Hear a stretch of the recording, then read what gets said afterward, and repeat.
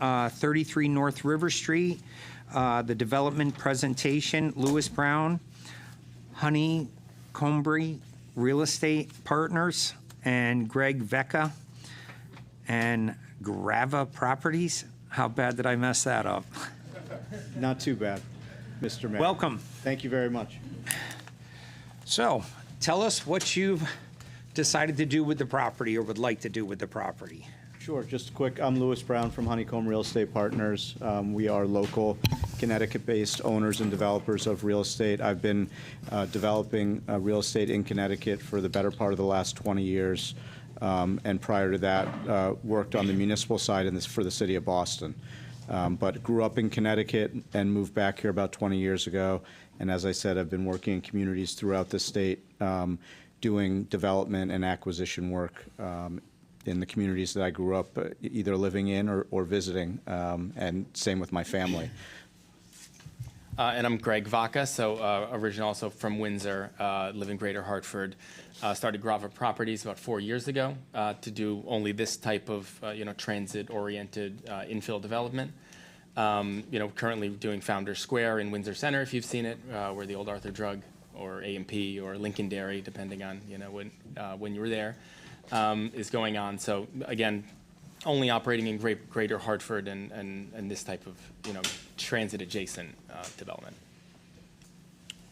So Greg is going to lead the discussion on kind of the vision that we have, but certainly that we've, I think, been working on collaboratively with the town now for quite a number of months, and hopefully we'll get some feedback tonight from everyone here. We appreciate your time and look forward to sharing with you, as I said, our vision and what we think will be really transformational for this key property on the river in Thompsonville. Mr. Mayor, I was speaking to one of the developers for a moment. I apologize. Have we identified exactly where this is so our viewers know? I'll put this on live, tomorrow on the managers, with a link, because this is incredibly important. I look at it, I like to call it the trifecta. We got the train, we're working on the square, and now we're going to be working on the riverfront. I want you to know that they're probably 50% down the road on the administrative reviews with our team.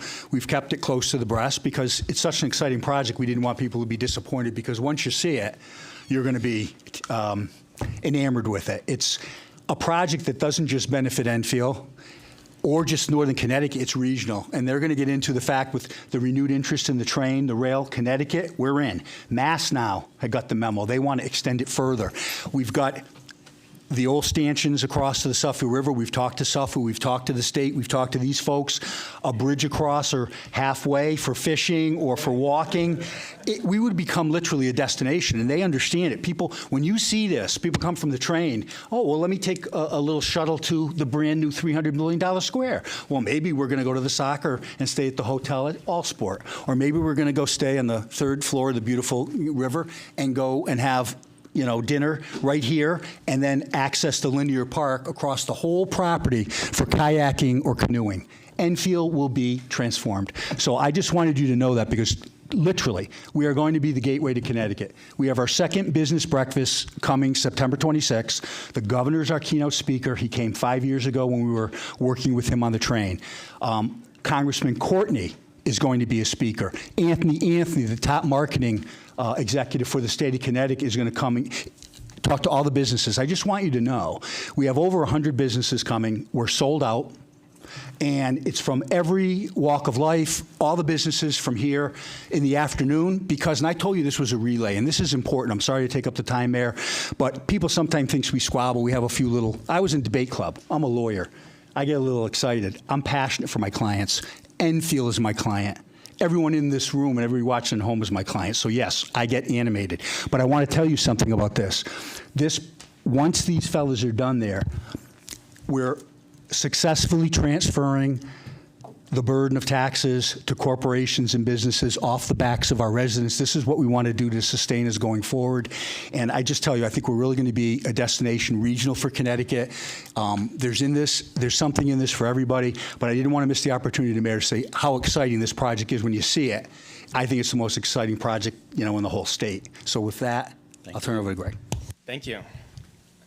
So we're going to get to the details of the project just really quickly. I just want to say where we started, when we started looking at this project and coming up here and noodling things over and running the numbers was with the plan of conservation development, so that we could see what your vision is, what the town's vision is for the property and for Thompsonville, and really design a project and develop a project that's in line with that. So, I'm not going to go through all of this, but, we really are trying to provide housing diversity, have folks access the river for recreation and other purposes, achieve greater density near the train, make a place for Thompsonville on the waterfront, return the town, to the waterfront, and really encourage, alternative forms of transportation through lower parking requirements, and really repositioning and using this as a marquee development for Thompsonville to attract additional investment.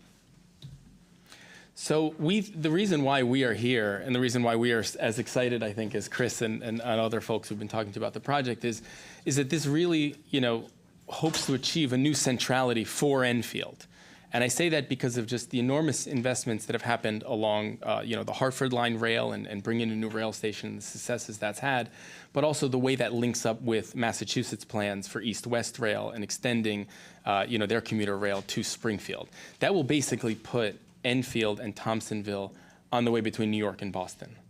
And I think that is, that's the holy grail for transit, having access to those large, commuter sheds, especially as you all know, post-COVID, these patterns have changed where people would be looking for an amenity-rich lifestyle that's achievable when those gateway markets are really very expensive. So we think of it as this being the hub and really getting into other zones within Enfield to the mall, which the station is designed to do, to receive, it's a bus station as well, so it's a multimodal station, to spread this type of investment into the town, especially towards the mall, and then eventually, going across the river to Suffield and increasing the capture area for Thompsonville by rebuilding that bridge as a pedestrian and bicycle bridge. So here it is. This is the redevelopment area. It is basically all of the ex-industrial waterfront in front of Bigelow Commons on the water side. So today we control half of it. We've signed a contract with the Levitz family that owned 3¼ acres, the private site, and we are working with Eversource to increase that to Main Street. This will allow us to have a project of impact on the waterfront. And this is key because, Thompsonville is extremely dense. I don't need to tell you that. 20,000 people living in a single village. It's very rare in New England. But in terms of new development near the train, there are not that many large sites for development. And so in terms of opportunities to, garner a lot of investment in a marquee project, this is really where that space is available. So our work is really to tie it in with the community, make it reflect sort of the aspirations of the town in Thompsonville, but also the architecture of Bigelow and other industrial architecture there, and to give the public access to the waterfront through, an exciting new waterfront park, which is a big part of what we're talking about here. And really, transform what today is a contaminated ex-industrial, ex-power plant for Bigelow and an ex-power plant or a decommissioned power plant of Eversource to the south into something that is cleaned up and vibrant and a real attraction for the community. So to give you an idea of scale, this is the way the site lays out. If you look at on the top portion, this is the building footprint. Very much in line with the scale and size of the different Bigelow, properties. Of course, some of the Bigelow buildings are far larger than this in scale, but here you get an aerial that shows you basically the 33 North River Street property, and then to its left the old Eversource power plant arriving to Main Street there on the left. So this is to give you an idea of the way the site lays out. And what is it? So we're talking about the first phase here, which is this. We're now just north of 150 units here on this site. We're still working through several things on the site, but we really want to lean into the architectural character of historic Thompsonville. So the brick, If you look at the way a lot of these old warehouses have been repositioned, it often, has glass, a lot of glazing when you're joining these buildings or overbuilding them, as you see in a lot of these markets. And we want to lean into that historic architecture and those volumes in this way. So I think, interestingly, if you look at this is looking north. One of the things that we're trying to accomplish here is taking what today is a private access road, North River, which is only 16 feet wide, and turn it into something that reads as a striped street. So even the folks that live to the north can, drive through a space that will look like, a regular town street. But we're leveraging that asphalt by putting parking on either side. That way we don't have to have the parking and the access road, and we can cut down on the asphalt. That means we can build, more apartments and have a larger park that way. So this is, this view, I think, really is what residents and visitors will see on this first phase. And the second phase, will be similar in expanding it to the south, employing similar architecture, but landing on Main Street with a real retail destination that we plan for, once we acquire the Eversource property. So I sort of went through all that quickly. The details we're still working on with town staff and with our architects. Again, we're at about 160 units for this phase. We'd like to overall get to, 300 or whatever, the site can bear. There's a lot of constraints, of course. We are a long and narrow site. We have the river on one side, and it does slope. And then, of course, there are other parking and other considerations that go into the equation to see how much we can, effectively offer here for the community. So with that, I think it's meant to be somewhat of a conversation. So, we're open to any questions. Mr. Mayor, just quickly, I will just say, sometimes patience. Marty and his wife bought this in 1980, this property. So it's almost 40 years in the making. So it's very exciting. They've come a long way on it. And I'm just going to say quickly, this is like the relay race we talked about. I worked on this project not with these developers, but with Marty and his wife. When I was here for my 3 years, we were able to get them in touch with the state. We got money to do investigations as to what was there and got them grant money. So that's been done. We worked very well. We've worked hard with Eversource. Dealing with a major utility isn't easy. But I will tell you, when I came back, I'm only saying, not really. I mean, success has 1,000 fathers. Anybody can claim credit, but I love when I hear later, like tomorrow, that somebody else has been negotiating and brought them in and did it other than us and this council. Well, as far as I know, we were the first ones they approached, but the relay is we've been working with Eversource and the state for a decade. We've spent a lot of town money and federal money on that property, and I don't like to reveal things until we think they have a really good, I'm superstitious, a good chance of success, but within the first week of coming back, I met with Marty and Alona and these folks. We were gung-ho. We've met with Eversource. We've talked to the state economic development. The governor's office, again, has been integral in putting us in touch with certain people to make things move, and we're very appreciative of that. But I just wanted people to know that this is, I think, an exciting project, and I hope you embrace it, and I hope they're able to complete it. But with that, your questions. Questions? Deputy Mayor Pisner. Did Bob have his hand up? No. So again, as I just said to you, this is near and dear to me, being a Thompsonville girl. My grandfather used to power the powerhouse, put coal in it to run Bigelow. So, but I heard Chris say dinner out, and I heard you say retail.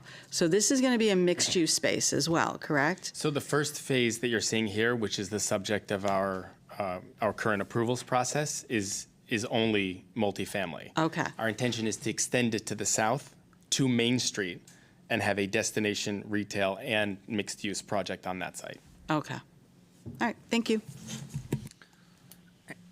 Councilman Santinella.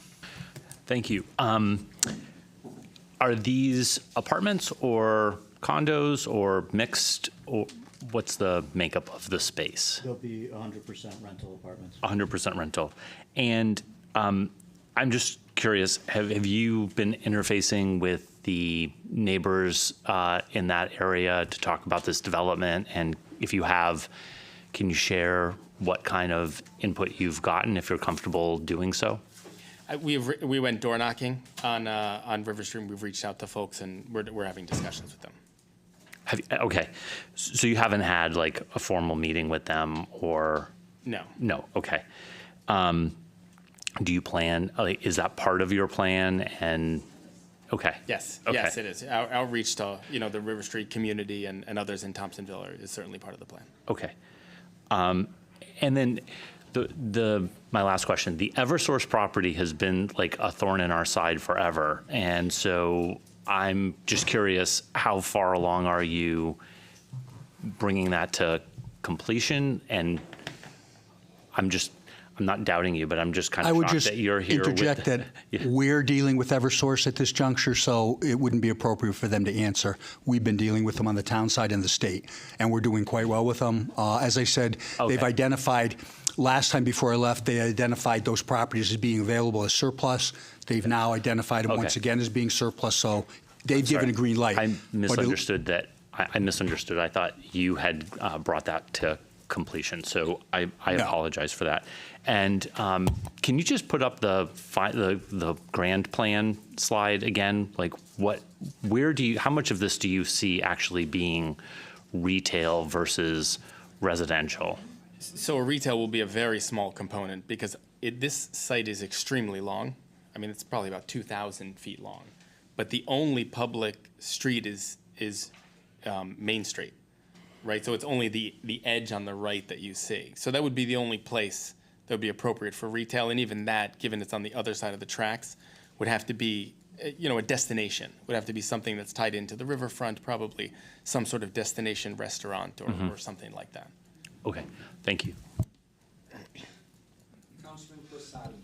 Yeah, Greg, I want to thank you for this presentation, and it's nice that you're in Enfield. I spend a lot of time in Windsor, and I've seen your project go from plans to where it is right now, and it's very impressive. So to bring that type of work and craftsmanship, especially with your architectural design, and keeping it with the Bigelow theme, I'm really looking forward to each step along the way to get this project off the ground, because I think it's going to be very beneficial to the transit district, and it's going to, bring in housing, market housing, affordable housing. It'll be market. Market. So market housing, but part of the reason we're here tonight is that we will be seeking a brownfield, hopefully making application to DECD for a brownfield award, which we've been successful in receiving on other developments in the state. And with that does come a requirement that 20% of the housing units are affordable to those earning 80% of area median income. That will be, that's tied to the DECD funding, and the balance would be without any restrictions. Okay, thank you. It's very impressive what you've done down by the Windsor train station to have those restaurants, you have retail there, to bring that vision that you have to this particular project. I'm really looking forward to it, so thank you. Thank you. Thank you, Bob. Councilman Ludwig. I'll give you credit, because I think I'm assuming you've been to the side where the river is, and if you've seen, the value there it's one, in my opinion, and I know the state well, it is one of the most beautiful sites that you can't see unless you actually go there. I think you got a home run here, and in fact, you'll have a problem, because I think if you actually are successful, a restaurant overlooking that section of the river will be a knockout. And then if we can get to the walking bridge, we don't need Suffield, we'll do it to the middle of the river, and we'll stop. And then they'll join. And then you'll have even better problem when Suffield wants to join. I'm telling you, I'm going to give you the credit, because if you're in the process of purchasing a property, if you've seen it, it is one of the most unique properties, quite frankly, in the state of Connecticut. And quite frankly, on the East Coast. That's where we bring people for Yeah, that and reason. I'm just telling you, I wish you luck. Because again, it's hard, because if you're right, if you go North River, you see it to the right, you have the Eversource building. Most people will say, no worry, there's nothing there, right? But if you actually, to your credit, if you have the vision, once you see what's on the river, it is, in my opinion, a gold mine. And to the town manager's 100% right. That's actually where we started. The mall was a beneficiary. We were actually coming from the river to the mall. So I wish you the best of luck. Because I think it's brownfields. I know, I don't want to get specific, but yeah, it's going to be a tough cleanup on some parts of that property. So I wish you the very best. Hopefully the application gets approved. And again, I got to tell you, this would be, in my opinion, a home run not only for you, but for the town of Enfield, and also, I agree, regionally, because you don't have too far up the road, Six Flags. There's connections here if you have a little bit of, and then you go south, there's also connections on the river as well. So I'm just saying, there is a lot of dominoes that you could tie into. So again, thank you. Appreciate it. Anyone else? Any questions about the Brownstone grant? So we can let these gentlemen head back home, finish up their Windsor project to get to Enfield. All right, well, thank you very much. We appreciate the presentation. I mean, I think you have the full support of the town council, and I don't see a problem with us sponsoring the grant. Nobody's bringing up any now, so spring 2025, we'll be able to move in? Is that what you're saying? Forget Windsor, just come here and finish this, so. Jim, go ahead. Nope, you're good? We're good. Okay. Thank you, gentlemen, very much. Thank you. Thank you very Appreciate much. it. Okay, I'll entertain a motion to adjourn. Motion. All in favor? Okay, we've got about 7 minutes.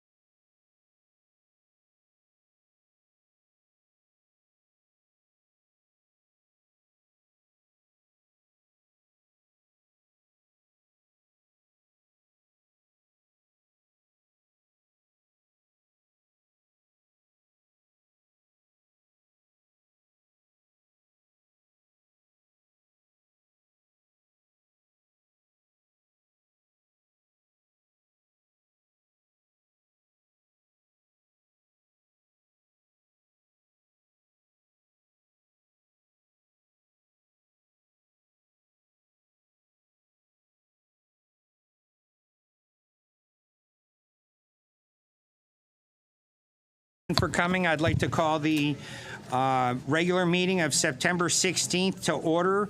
Can we all rise for a prayer by Councilman Cynthia Mangini? Lord, make me an instrument of your peace. Where there is hatred, let me sow love. Where there is injury, pardon. Where there is doubt, faith. Where there is despair, hope. There is darkness, light. And where is sadness, joy. O divine Master, grant that I may not so much seek to be consoled as to console, to be understood as to understand, to be loved as to love. For it is in giving that we receive. It is in pardoning that we are pardoned. And it is dying that we are born to eternal life. Amen. Amen.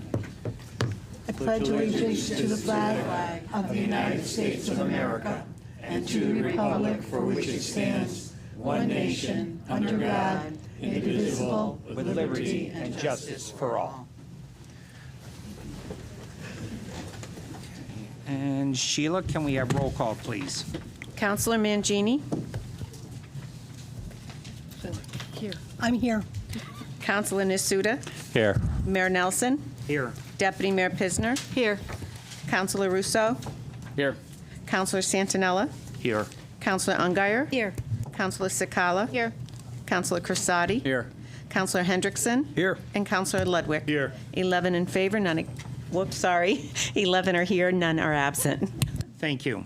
In the event of a fire and emergency, there are two means of exiting council chambers. Exit out the rear doors and walk a safe distance away from the building, or exit through the side doors, go down one flight of stairs, and out the rear doors of the building, a safe distance.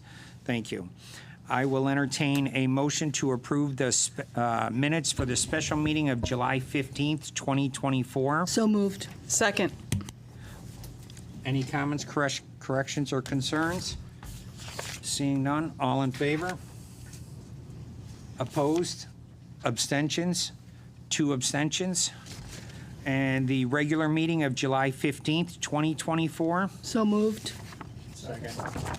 Any comments, corrections, or concerns? I'd like to make a motion to amend the minutes of the July 15th, 2024 regular town council meeting, page 11, Resolution 7005, Amendment 1, to include the words, "Be it resolved that the Enfield Town Council does hereby authorize the town to acquire a bucket truck from the Military Surplus 1033 Equipment Program." Motion's made to amend the minutes and seconded. Any questions, comments, or concerns about the amendment? All in favor of amending the minutes? Opposed? Abstentions?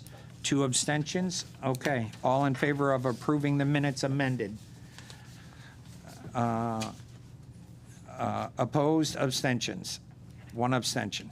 2 abstentions. Okay. And then moving on to the special meeting of September 3rd, 2024. So moved. I think you missed August. Oh. Special meeting of August 12th, 2024. So moved. Motion's made and seconded. Any comments, corrections, or concerns on these? Seeing none, all in favor? Opposed? Abstention? 1 abstention. And the special meeting of September 3rd, 2024. So moved. Second. Any comments, corrections, or concerns? Seeing none, all in favor? Opposed? Abstentions? It's unanimous. Thank you. And then now I would like to entertain a motion to move up the town manager's report and communication to 6A to discuss the senior volunteer tax credit. So moved. Second.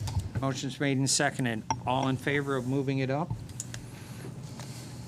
Opposed? Abstentions? Okay, 9 in favor, 2 against. So it passes. Thank you. And then now we're going to move on to special guest, the Enfield Police Department Auxiliary Division, Matt Bilgen. Gentlemen? I think the chief is going to make some comments. You can see all the officers here to support him and family, so I leave it to the chief to take it from here. Thank you, Chief. Good evening, Matt.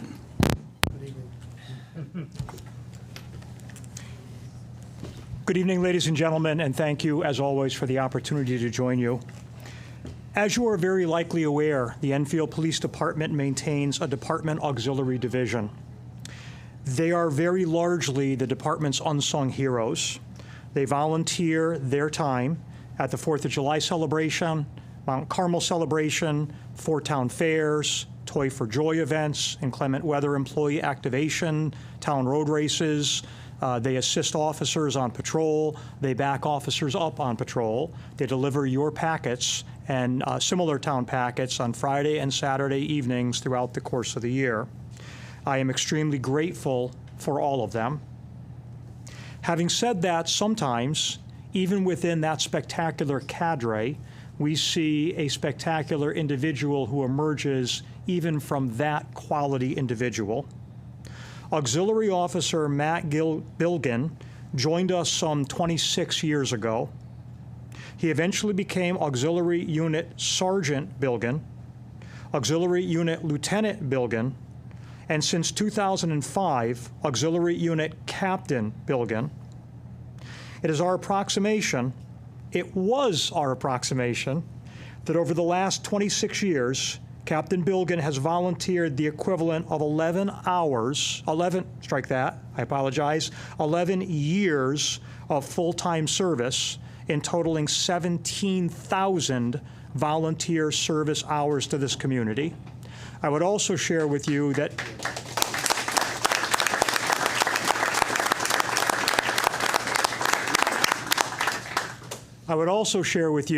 quite comically, but I'm sure quite accurately, that as I was looking over my notes before I stepped forward, his lovely wife leaned over and said, "You know, that number is actually way too low," because there have been countless hours that he did not punch in for, phone calls, volunteer time. The man has been incredible, and it is an honor to be with you this evening to take part in recognizing him for a career well worked and a life well lived. Thank you. Thank you.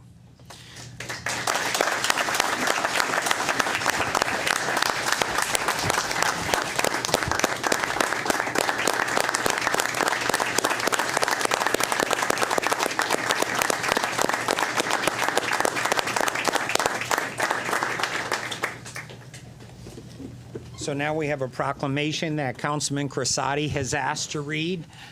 To thank you. It's a small token of our appreciation for the years and years of service you have volunteered to this town, and you're going to be missed. I will say that. Good evening, Matt. Would you like to come up with me?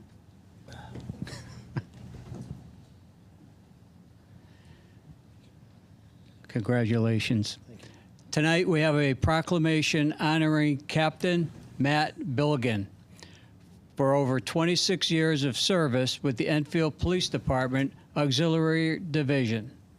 Whereas Captain Matt Bilgan was sworn in as an Enfield Police Department Auxiliary Officer in May 1998, promoted to Auxiliary Unit Sergeant on November 19, 2000, to Lieutenant in 2002, and achieved the rank of Auxiliary Unit Captain in 2005, where he served as a commander of the Auxiliary Division since that time.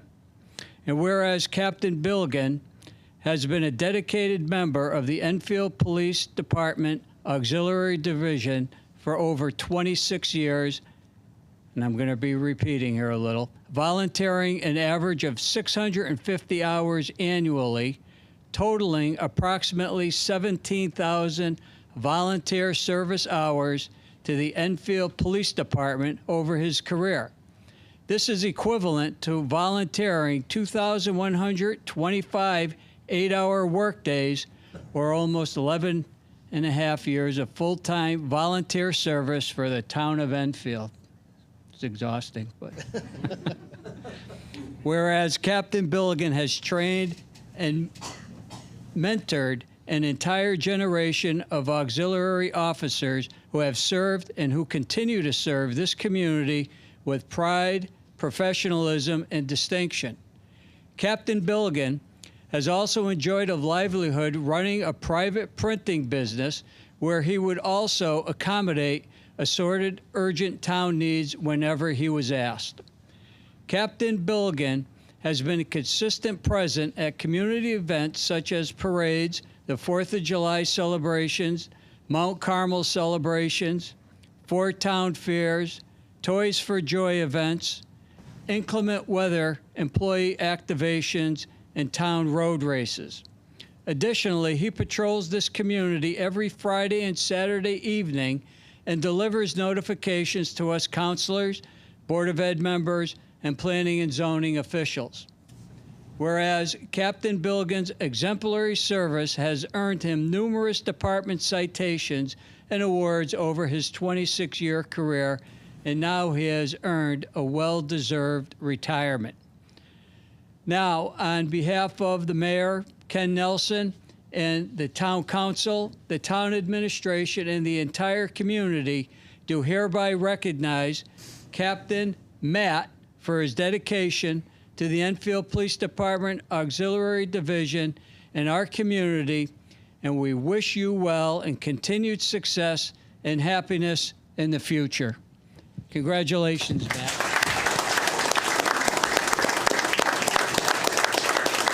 Would you like to say a few words? We're not going to let you off the hook. When I joined, they said that this is a job that doesn't get paid, or it's a thankless job. I beg to differ. I'm looking at down here, the best of Enfield right here, and I can't put price on this. So, and as well as all my guys becoming a full-time officers, that's my pay as well. So I thank you very much. Thank you, Matt.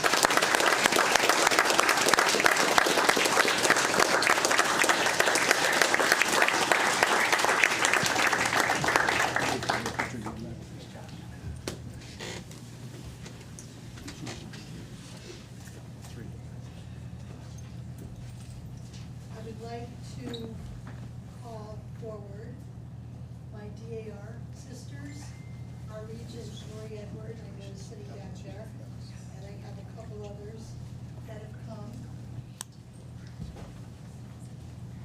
We have a proclamation tonight honoring Constitution Week. I can't. You go get it, go.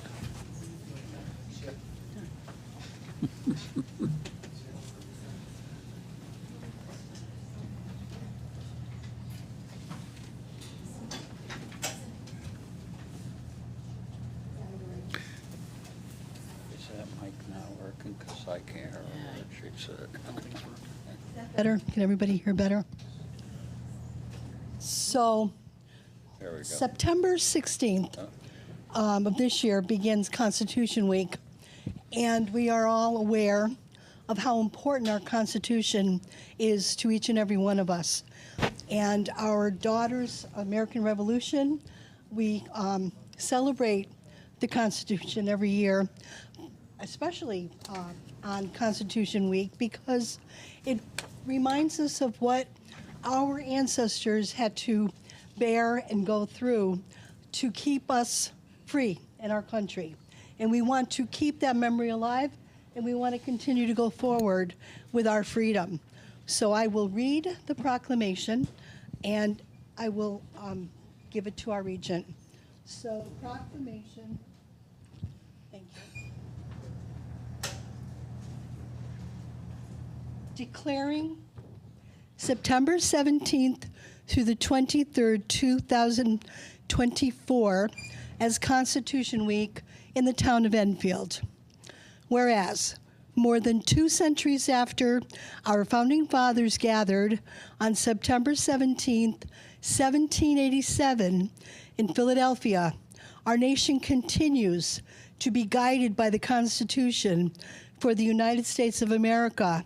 And whereas the Constitution of the United States reflects our ideals and establishes a practical system of government and provides three separate branches: the legislative, the executive, and the judicial.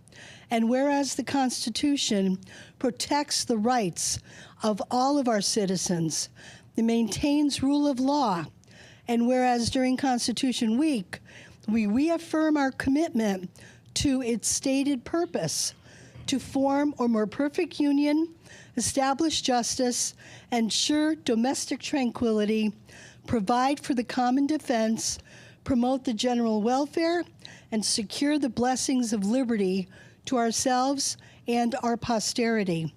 Now, therefore, on behalf of our Mayor, Ken Nelson, I will, and the Town Council, the Town Administration, the entire community, do hereby proclaim September 17th through September 23rd, 2024, as Constitution Week in the town of Enfield. And I encourage all the citizens of Enfield to honor the achievements of our founders while taking time to reflect on the rights and privileges of our citizenship. And this is signed by our Mayor, Ken Nelson, today's date.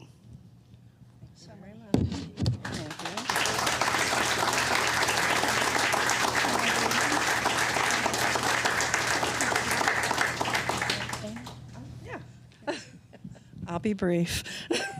I am Lori Edwards. I am the regent of the Penelope Terry Appy chapter here in Enfield, and I'm honored to accept this proclamation. I'll be real brief. 1955, the National Honor Society for the Daughters of the American Revolution petitioned Congress with a resolution to observe this week for the foundation of the American form of government. This resolution was officially enacted by President Eisenhower on August 2nd, 1956. President George W. Bush officially declared the inception of Constitution Week in 2002. The observance runs annually from September 17th through September 23rd. The commitment of the Daughters of the American Revolution is to encourage study and educate the public about the Constitution, which was adopted by the American Congress of the Confederation on September 17th, 1787.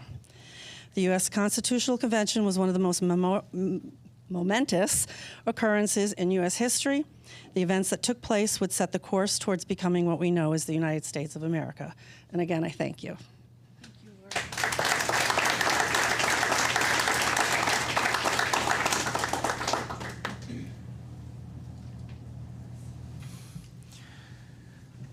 Thank you, Bob and Cindy. I know both of these were near and dear to both your hearts. Matt will definitely be missed in the town of Enfield, so I'm used to seeing him every Friday night deliver our packets, and he's at every parade, he's at 4th of July, you name it, he's here. So, again, thank you. You can't thank him enough for the years he gave to this town. So we're going to move on to 6A, the town manager's report. Thank you, Mr. Mayor, members of the council, guests, folks at home. The mayor had brought to my attention late this afternoon that he has and other councilors received a number of inquiries from residents in regard to the senior tax credit program. I know we've addressed it a couple times at the meetings.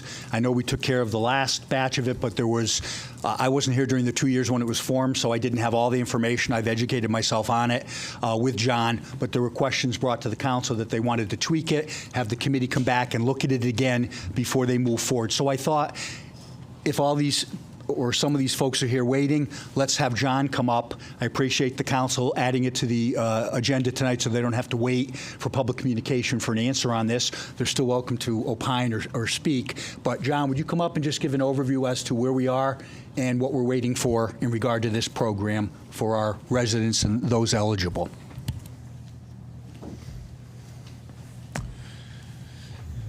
Okay. As you're aware, like to remember, we had to make sure we were authorized to issue some additional tax incentives for the last year's program. For this year, we had it in the budget. We didn't need to appropriate any additional funds or anything like that. However, the tax committee is going to meet to determine what guidelines will be in effect for this calendar year, which will be available to residents on next fiscal year. That would be fiscal year 2026. The Senior Tax Committee is going to meet tomorrow to review the existing guidelines and discuss guidelines for this year. If anybody has any questions, please. So that's the status, and then they would bring it back to the council for your imprimatur on it or amendments. So it's moving forward, but because the questions came up, we didn't want to inconvenience those here waiting for an answer. I defer to the Councilman mayor. Mangini. Through our mayor to John. Thank you for your overview. I would very much appreciate council receiving more documentation supporting. I know we all support it, but there are pieces that I've reviewed that I'm not quite comfortable with. I'd like to understand better how we came to choose certain individuals to receive. Where's the cap? I think the whole idea is great. We need to make it go forward, but I think we need to understand what the parameters are. I certainly don't. And I've reviewed our resolution a couple of times. I've reviewed the criteria, and I'm still a little fuzzy. So if we could get that a little more clear, that would help council, and I think also would help the public. I will ask John for tomorrow to send me the current program and the criteria. We'll send that to council. The committee already has it, but we'll make sure it's there. And John will be attending this meeting tomorrow, and he'll carry forth your concerns and any we hear from the public to the committee for their consideration. I hope they come up with a product, as our subcommittees do, and report back to the council for your action. Thank you. You're welcome. Thank you, Cindy. Councilman Hendrickson. Just a question, John. Is that tax committee meeting open to the public? And what time is it? Yes, all of our subcommittees are open to the public. We keep minutes and we post them. John, what time is it tomorrow and where? 1 o'clock at the Senior Center. 1 o'clock at the Senior Center. All right, and I believe Bob and Marie are liaisons to that committee, so hopefully we can get some answers. Councilman Ludwig. Thanks for being here, John. And I know I've asked this question, if it's same answer, but what about working seniors? Folks who still have to work to be able to maintain and not, I mean, I'm all for volunteers, but I know there's a number of seniors who have to work. Is that still not qualify for this credit per the state guidelines? I know we had this conversation a year or two ago. Just curious. If it hasn't changed, it's fine, but I just wanted to ask, you know. If I'm not mistaken, the original purpose of this, when I looked at it, was to to increase the guidelines for, increase the revenue limits that were capped for the senior, the senior homeowners tax credit that the state provides. Right. And this went beyond that. Okay, that's what I thought, right. Okay, but it wouldn't, if someone who's working, it's just for volunteers, correct? Just want to make sure that's clear. Correct. It was for volunteers. They can work on. They can work at another job, but volunteer at a not-for-profit or something like that. Yes. Yep. Councilman Crisati. Yeah. So, being a liaison and really starting up this program last year, which turned out to be a very, very popular program, obviously we had to come back to the council and appropriate more funds because we didn't really think that we would get that particular number, and that's why we had just allocated, I believe, I think it was $25,000 originally. So we are going back, and we are going to be meeting tomorrow 1 o'clock at the Senior Center, and we will iron out some issues, but it is for volunteering, which is totally different than the senior tax credit program. So yes, you can work, you can still volunteer to get this particular credit, but we're going to make some adjustments to the program and get that moving. So I did receive a couple emails. What is the income maximum to qualify? There is none. There is none. There is Okay, none. so that refers to the senior. That refers to the senior credit tax program where they have income limits, and they did raise the income limit on that particular program, but the volunteer is no income limit. Do you know what they raised the income limits to on that program? I know it's off the cuff, but 45,000, I thought it was. I think it was for a couple of, it did go up. That was for a single couple. Yeah. 5 or 10,000. Yeah, but it did raise up, which would help a number of residents in town. And this committee also handles that? No. No, that's a state. That's, well, Right, because I think certain people are getting confused with the No. two different, they hear senior tax, and they are no, two this- separate. Yeah, they're separate. This is just volunteer. Right, Yeah. right. Councilman Ludwig. I just want to make sure we're all clear. So the two separate, what we used to call the circuit breaker program. It's a state program, but let's be clear, the town fully funds that. The state does not provide any matching funds like they used to do. That's fully funded by the local Enfield Town Council, roughly 700 grand a year, somewhere's in that ballpark, depending on how many people apply. That's the income limit. The other issue, I think what you're talking to is the senior tax credit for volunteers in town. There's two separate tax credits. Some may not qualify for the circuit breaker because of income limits, and that's run through the state, but the town, to be clear, the state does not fund that, the town does. That's correct. I yes. want people to understand that. That comes directly out of our local tax dollars. Right, but the state sets the guidelines Correct, on that. right, So correct, yep. the people who want the income limits raised, that's a state issue, even though, it's an unfunded Right, mandate, what correct. it is. It's a good one, but in this case, your state reps and senator would have to be the ones you talk to about getting it raised to, say, 60,000 or whatever, because, with inflation and everything nowadays and taxes, the dollar isn't going as far. So are there any other questions for John on this? John, did you have your hand up? Yes. Okay. So it's actually not a question for John, but actually through the mayor to the town manager. I have gotten some phone calls from people who are looking for opportunities to volunteer and would like to have a better sense of what is available. Some are particularly interested in working in the schools with their grandchildren. Some have other interests in working at the senior center. Can we somehow just get a list of those opportunities? And is it possible to work with the Board of Ed to see, or the superintendent of schools, just to see where there are opportunities in the schools and in the town, and be able to publish them in one place for seniors who are looking for an opportunity to be more involved in the community? Yes. Thank you. We will do that, and we will post it, and I think it's good. We'll ask John to talk to the group tomorrow.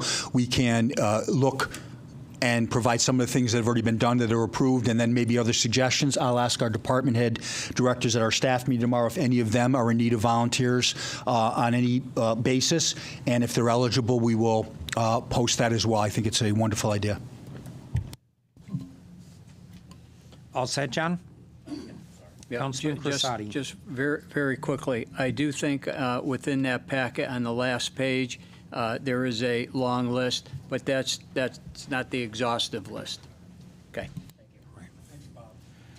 Any more questions for John?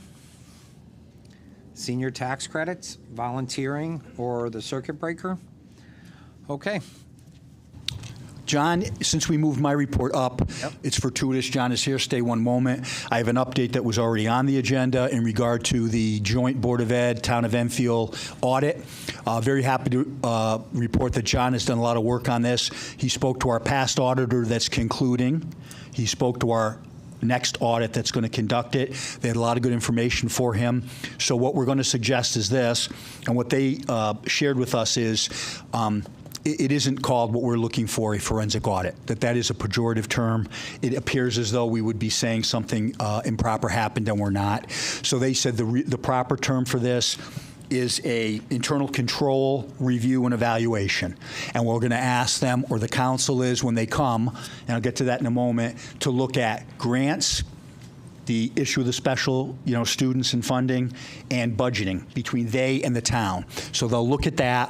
What we'd like to do is invite the two of them to the next meeting for a 5:30 to 6:30. Council can talk back and forth. This isn't the type of thing we can issue just a bid. It would be foolish. These are two top firms. They know what we want. You can fine-tune it, ask them, and then we'll ask them for proposals. And if you're so inclined, you can choose from the two of them. And I think it'll be very helpful to all of us. And I would like to report, too, we are recommencing. We do have our joint Board of Ed and Town Council meetings, which is very important to to discuss those issues on every other week. But we are going to start again. We used to meet in the manager's office, the assistant manager with the superintendent, the assistant superintendent, IT, and finance. I've talked to the deputy superintendent, Mr. Longy. He is going to reach out to the new superintendent, who will be on board beginning of October. We are going to start those meetings again every 2 weeks or at least monthly so that we can be talking, address any issues in the infancy and not wait till they become real big problems. And we'll talk about the joint issues we do with IT, the finance issues that we can improve on, and anything that's important so that we're on the same page. So I just wanted to report that as well. And with that, I think we're done with John, unless you had a question. Thank you, John. Thank you, John. Is that all you have for the town manager's report? Yes, the one thing that I was going to add anyway, and Donald's here, I don't want to get too deep into it, but we had issued last Friday an update on the sewer line issue. A lot of things have been ordered. Things are coming. We've gotten the numbers. We're in very good shape. I'll just say that you are aware, but the public should be, that the money that we appropriated is enough to cover the initial emergency. And then in the next week or two, when the supplies are in that section 2 and 3, which still we are in a very precarious situation as a result of, but we have the funding, and it probably is under what you appropriated. But we'll do an update before we do anything, like I said last time. And Donald had one update this morning since Friday. Was there anything, Donald, I'm missing other than they're going to have? I don't want you to come up because we'll be here 2 hours. So, is there anything important that I missed that the council should know in 30 seconds? Lining commenced on September 30th and October 1st, that Monday and Tuesday. All the other prep work is going to happen the week of the 23rd, and the actual lining will be happening on September 30th and October 1st. All right, we'll keep you updated as we proceed. Thank you. Thank you. Okay, moving on to public communications and petitions. Any person who wishes to address the council shall first be recognized by the chair and shall state their name and address for the record. They shall limit their remarks to 5 minutes. After each person who desires has had the chance to speak, those desiring to speak a second time will be permitted to do so and shall limit their remarks to 3 minutes. During public communication, item 7 on the agenda, public members shall limit their remarks to 2 rounds, 8 minutes. During public communication, item 16 on the agenda, if prior to 11 p.m., each person shall limit their remarks to 3 minutes. Public communication shall be limited to 1 hour unless extended by a majority vote of the council. All remarks shall be addressed to the council as a whole and not to any individual member. All remarks addressed to the administration of the town shall be addressed to the town manager and not an individual employee. Public members shall observe proper decorum and good conduct and shall refrain from personalities and improper language. Would anyone like to come up and speak? Ma'am. And Mr. Mayor, while she's approaching, if I might just have a moment privileged, because I think this is, you changed my rotation, so I didn't mention this, but with all the folks here, I don't want to forget, and I alluded to it earlier, but we do have a job fair at Isnuntuck, June 26th, September 26th, thank you, and it'll start 12 to 5. We have maxed out the facility. We have over 54 employers from all over the state. It's going to be a very big day, and I'm very happy about it, as Nantucket is going to let their students come. We've been in contact with the high school, area high schools, to see if they want to bring some folks. And again, I want to commend everybody for their involvement, but in particular, this really emanated out of a meeting the first week or two I was back that Bob Crasati set up and the mayor came to, and we've talked about collaboration and relay, and it was with the Capital Workforce Partners who came here and did a presentation about the manufacturing and all the good things that they offer. So they stepped up. They're working with us. That morning we'll have the governor and the congressman, and then we're going to have hopefully hundreds and hundreds of young people and others who are looking for new careers or opportunities in Enfield or environs. So we welcome you to come out September 26th, 12 to 5 at Nantucket Community College. And we've posted it all over wherever we can, but spread the word if you know anybody who's interested in looking for a job. Thank you. Thank you, Chris. Welcome. State name and address for the record, please. Wendy Osada, 8 Windmill Road. I'm here tonight as an Enfield Greater Together Community Fund Advisory Committee member asking for the council's help just to spread the word about some opportunities. In 2023, the Hartford Foundation for Public Giving established the Enfield Greater Together Community Fund to support community needs in the town of Enfield. The committee's purpose is to lead an inclusive process to identify the needs in our community and award grants that can have the greatest impact for the benefit of town residents. In our last 2 grant-making cycles, a total of more than $40,000 was awarded to 14 501c3 nonprofit organizations that benefit the community of Enfield. My first request tonight is to call for applicants for our next grant-making cycle. To be eligible for a grant, applicants must be a 501c3 nonprofit organization or be sponsored by one that benefits the community of Enfield. The deadline for this grant cycle is October 4th, 2024. We are also currently seeking additional advisory committee members. To be eligible to serve on the advisory committee, you must be a resident of Enfield. You must not be a current elected official of Enfield, and you must be at least 14 years of age, although applicants under 18 must secure permission from a parent or guardian. So from a timing perspective, the advisory committee meets on a monthly basis and occasionally requires independent time reviewing and preparing committee materials.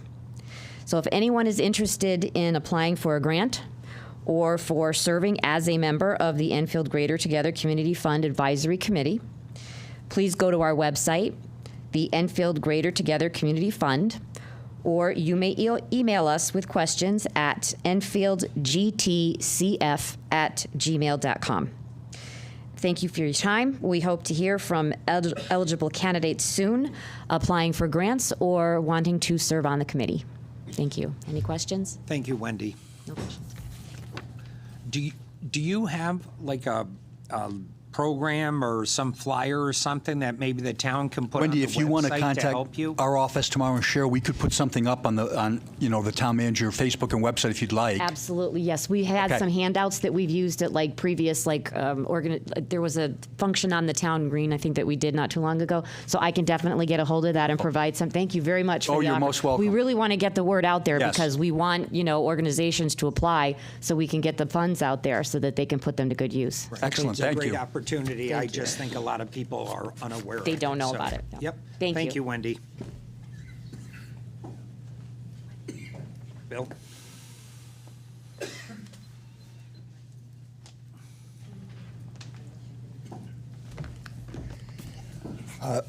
Greetings. My name is Bill Hosley, 30 Old Abbey Road in Enfield. I'm a 39-year resident of Enfield and have been a member of the Enfield Historical Society since the 1990s, also a donor, contributor, and former trustee. I'm also on the board of the Enfield Cemetery Association. I'm here tonight to make the case for saving the house museum Martha Parsons donated 60 years ago with an endowment to support its care and operations, an endowment equal to about $1.3 million today. With just 5 minutes to speak, it may take a couple presentations to make the case. I will eventually turn these presentations into a video on YouTube and will post on the Enfield Open Forum Facebook site. Tourism is a competitive business that depends on having treasures folks will travel to see. Parks, museums, historic buildings also enrich the lives of families and children who live here. The Martha Parsons House is an Enfield treasure, far more than most know. We must save it from the intent of the Enfield Historical Society to sell it and disperse most of its collections. How could that be, you ask? Because they recently sued the Parsons Trust to get control of the site, and what's left of the endowment. Miss Parsons, inducted into the Connecticut Women's Hall of Fame, donated her family's 18th century house and household possessions going back centuries, together with an endowment. She did her job. I hope we do ours, and I'm willing to donate my time and treasure if others will. I aim to make the case for why it matters, and again, we'll return on October 7th, hopefully with some pictures to do that. Most people in this room have probably never been to the Martha Parsons House Museum. It has a low public profile because it has not been managed properly. The museum was open seasonally on Sundays from 2 to 4. With little promotion and few public programs to draw attention, it did not have anything like the impact it should. My wife and I together have 80-plus years experience in museum operations at Wadsworth Atheneum, Connecticut Historical Society, Windsor Historical Society, and Connecticut Landmarks, which owns and operates a chain of house museums, including the Phelps Hathaway House in Suffield. I am offering to help plan and donate time and money to turn things around. None of this is easy. Running any kind of museum involves marketing, fundraising, volunteer and staff coordination, public programming, and of course, a passion for and understanding of what we have. Whether this house, the Enfield Historical Society Museum, the Hazardville and Thompsonville histories, and the incredible archaeological potential of the Scantic Linear Park, and so much more. Enfield Historical Society has a museum in the old town hall that everyone should see. Alas, they are down to less than 120 paying members with a membership that starts at $10. People are busy and not everyone cares, at least until they are exposed to it. A town of 40,000 residents can do much better. Gone is gone forever. Come back on October 7th town council meeting. If I can arrange to include a PowerPoint for another 5 minutes, I'll take us on a journey you won't forget. We'll take a closer look at what it is, why it matters, and what needs to be done. I also left a little, if anybody would like to add their name to a emailing list, I've got a sheet over there, and we'll keep in touch with anyone and that is interested. Thank you, Bill. Thank you, Bill. Ma'am?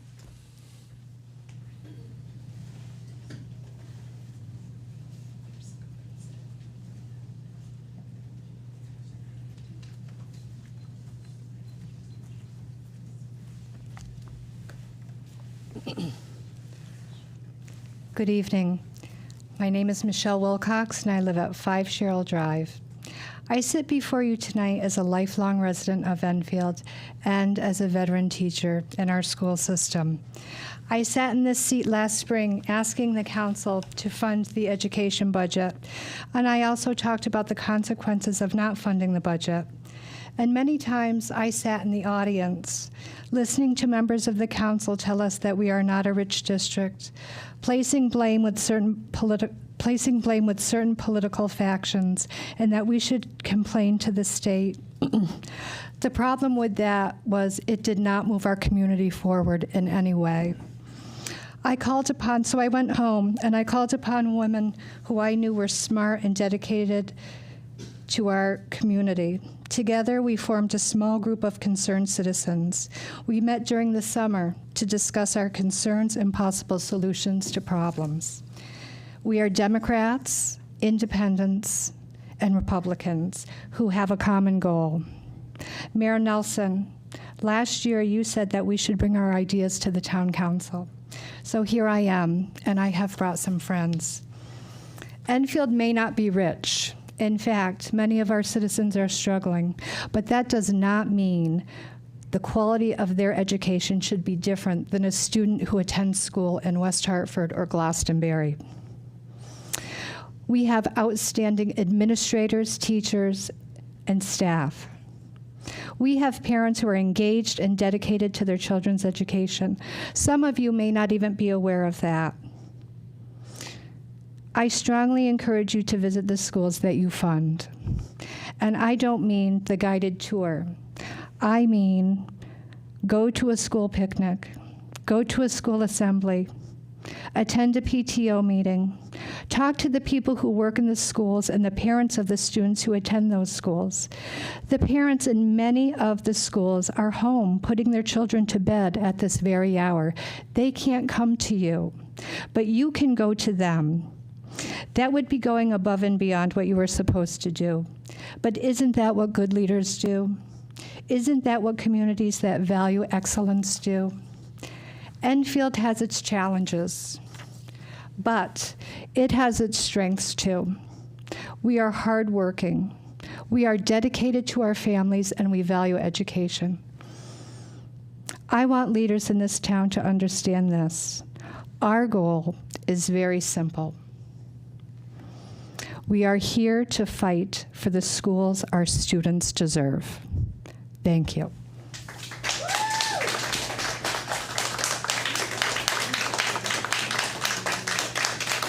Thank you, Michelle.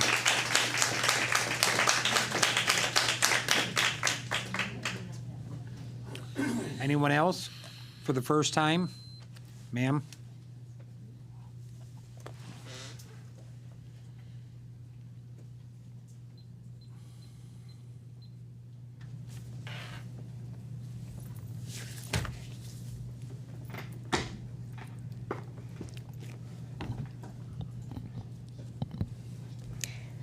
Good evening.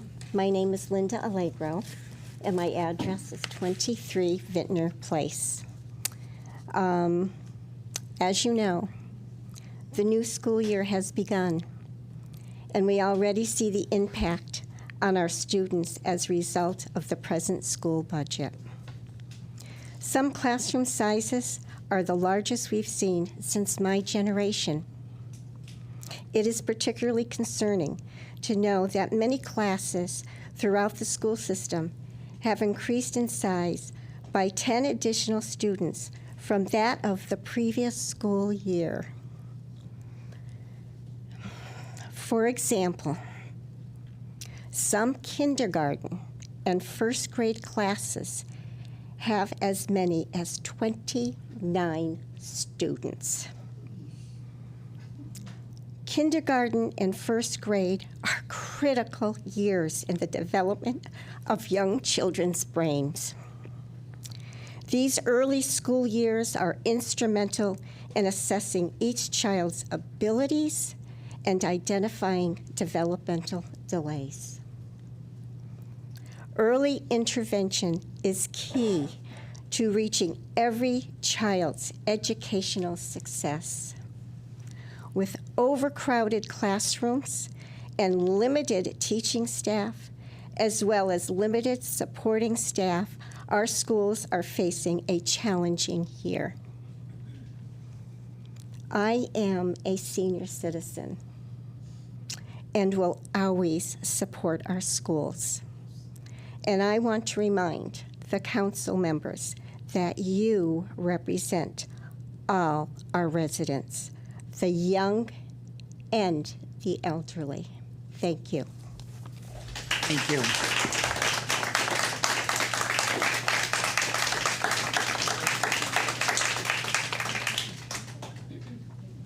Anyone else? Ma'am?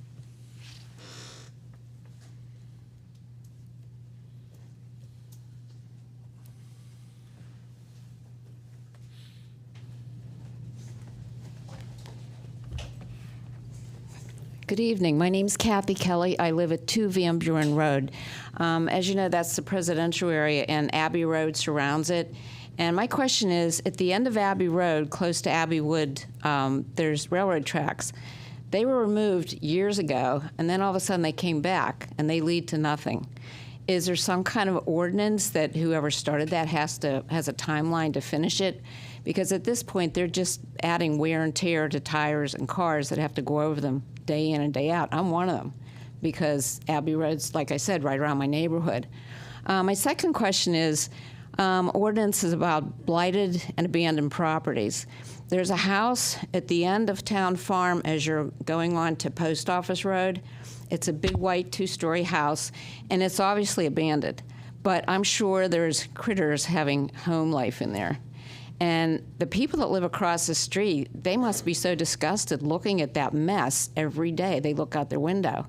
And I'd be afraid there'd be bears or smaller rodents or something in there that they wouldn't want coming across the street into their residence.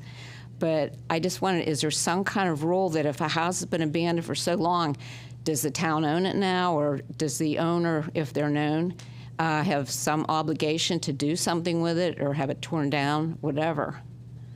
Thank you. What was the location of that house? If you're leaving Abbey Road, you're coming downtown Farm, you've just crossed over the line and becomes Post Office Road. It's right about there. It doesn't have a house number or anything because it's abandoned. It's on the right-hand side. It is. At the top of the hill. Yeah, it's got weeds growing out of the windows, and I really don't think any humans live there. Yeah. If they do, they're homeless. We're all aware of it, and I believe the town is doing what we can do.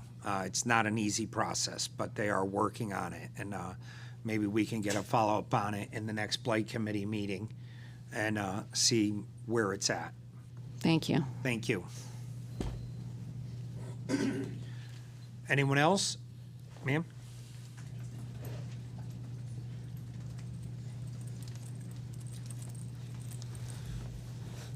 Hi, my name is Rachel Boyso. I live at 6 Thomas Street, and I am here on behalf of the participants in the Enfield Adult Co-ed Volleyball Program. There has been a recent change in the residency policy for just particularly our program for the rec center. In past years, sorry, I should preface this, I've been playing in the rec center programs for over 10 years. And in past years, the residency policy has been an 80% residency policy, but it has been first come, first served to Enfield resident teams. This year, the Enfield Rec Department is limiting it to only Enfield teams. No outside teams are allowed, meaning we cannot have more than 3 outside Enfield resident players on our rosters, and currently no one in our league is able to meet those requirements. So I'm here to ask the council's help for going back to what the residency policy was last year. Our team fees have increased 30% since 2018. So though the Recreation Department has stated that cost is an issue, I don't see how going up 30% every year since 2018 is an issue. We would like to go back to the policy that was in place last year where Enfield teams got first dibs on putting in a team, and then outside teams could also come in and play, meaning it's Enfield and non-Enfield residents mixed. So thank you. Thank you, Rachel. Sir.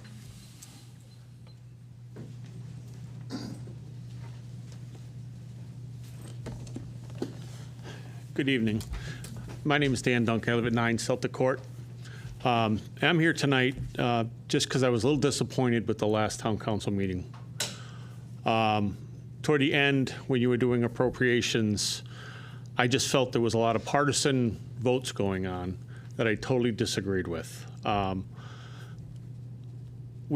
As a town, you spent a lot of money on Potter Hollow for the high schoolers to play baseball. I think a comment was made, let's not take the dugouts down, we don't want to spend the money, and putting lipstick on a pig, and I 100% agree with that comment. I have no skin in the game. I don't have any kids. I have grandkids, granddaughters in town. They'll never play in a 90-foot diamond. But I think to have the high schoolers play somewhere that's respectable, I think is very important. I know there was extra COVID dollars. Some other jobs came in under bid. That I also, I think the $90,000 to finish that project off. Why would we start a project, spend all this money, and not finish it? Same thing with Higgins Park out here. I don't know. I've been to quite a few shows this summer. I think it's a great program. Brought my granddaughters. They played on the gym set. It was great. And to not finish the parking lot out there, I mean, you go out there right now, and maybe it's not done what they were going to do, but I recall in the meeting last week, the contractor, you're going to save, I think it was $20,000 or $50,000 if they do the project because they still have some work to do that they were going to take off. so we don't spend the money now, which we have the COVID dollars that must be appropriated by December or January. It just doesn't make sense to me. And I just saw it as a very partisan vote. I know early on, we talked about fixing the bridge, the walking bridge, and Mayor Nelson brought up, let's spend a little extra money. Everybody voted in favor. Add some cruisers. We need some cruisers in town. Everybody voted in favor because we had the dollars that need to be appropriated by January. And then a couple of projects that the Democrats came up with, they were just shot down. It just wasn't even an option. And I will say, I'm all about conservative. I am a registered Republican. I just don't like the partisan politics that go on in our country and in this room sometimes. It's disgusting, quite frankly. And I hope we reconsider. I know we have until January to appropriate those dollars. I just hope we reconsider. Thank you. Thank you, Dan.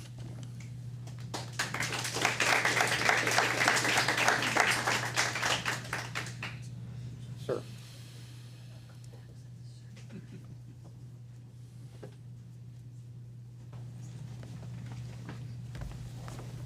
Good evening. Eric Druin, 221 Broadbrook Road. First thing I'd like to discuss is the lot SIP funding that's out there from the state. And just a little disappointed Enfield didn't receive any money this last round. I'm not sure what's behind that, if we didn't put anything in or they just didn't make it to the top of the list. And I guess further beyond that, do we have projects in the hopper ready to go? Every year this funding comes up. I believe the split, it's the town has to put the design funding in, but then the state kicks in the actual construction cost. Seems like a great opportunity, take advantage of the funding that's there. This town needs all the help it can get from a budget standpoint, so don't know what's going on with that.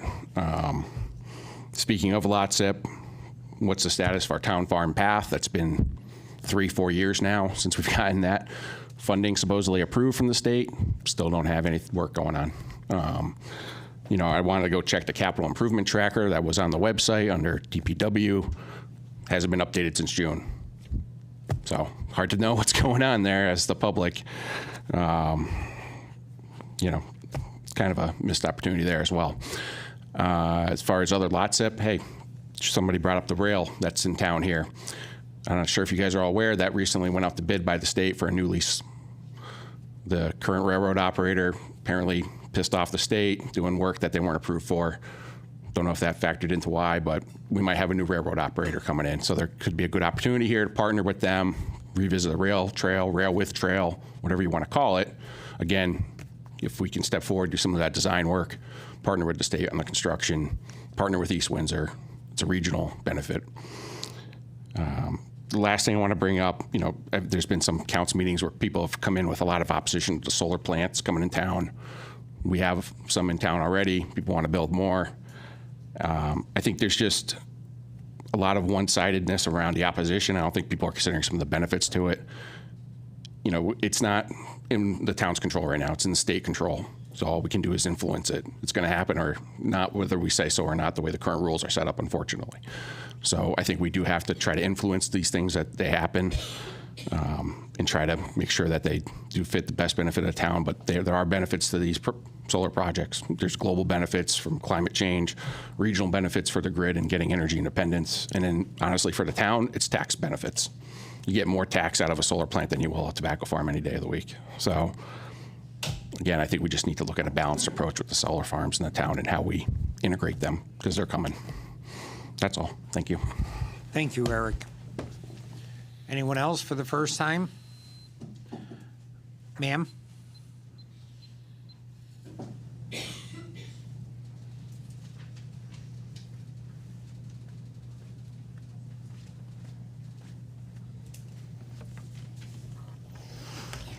Hi, I'm Kathy Durner at 17 Sandpiper Road. I am retired and I'm a senior, but I want you to know that there's a lot more than taxes that are important to me as a resident of this town. I think the image that we give out, the kind of quality of life we want in our town, All of these things are really as important as taxes. And when you look at what has happened to our school system, we are seeing a town whose reputation and view from other towns has gone totally downhill. You put that many kids into primary grade schools, and you have totally destroyed any reputation we have or the desirability of people to want to move into this town. I know that years ago, when my children were in the school system, we fought tooth and nail to keep class sizes down to a reasonable number. And to see all of that progress that we have made over 10, 15 years just wiped out like that, just, we're not going to fund it.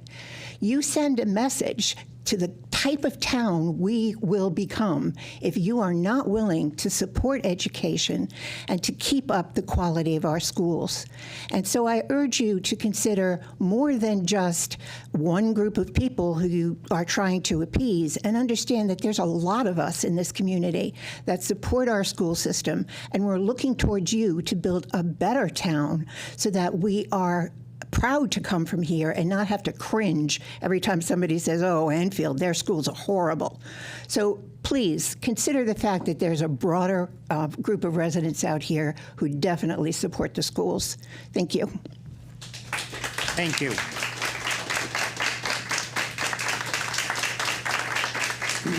Anyone else for the first time? Marianne.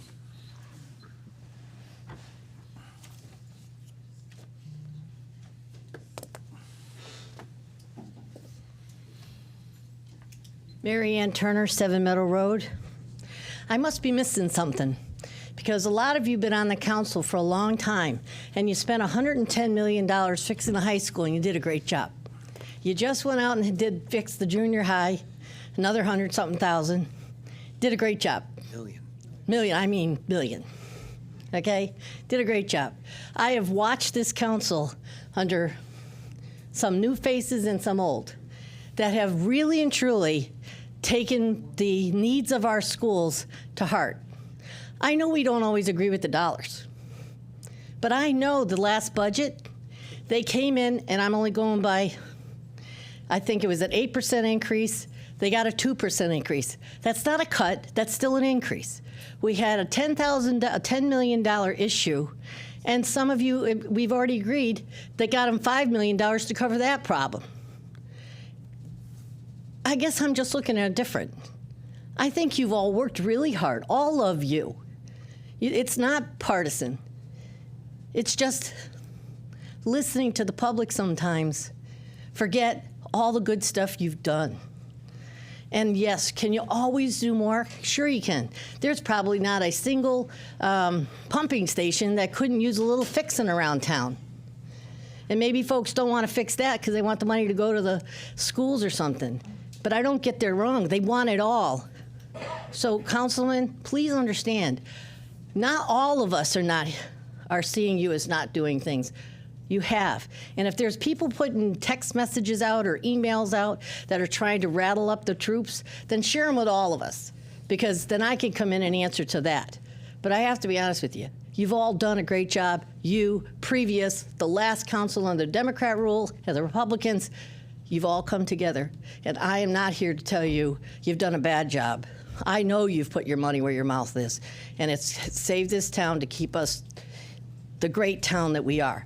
And when Mr. Housley came up here tonight to talk about our history and what we have to offer, there's not a single one of us that doesn't want to keep our history. So I guess I'm just seeing it different, and I'm just telling you, not everybody agrees the same way.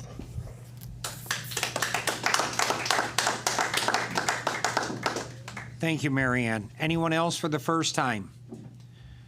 Mr. Janitis.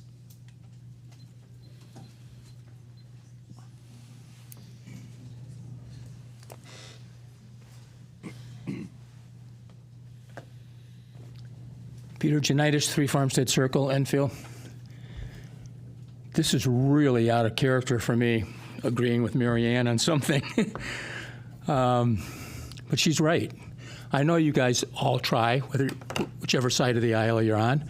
But when you look at what's going on in the school system, When I started teaching, we had almost 15,000 kids in town. We're down to under 5,000 kids now. We have more staff now than we had when we had 15,000 kids. When you look at salaries, which is something that we really are never going to get totally under control, but when you're going to start having teachers in 12 years making $104,000, I wonder how many people behind me are making that much money.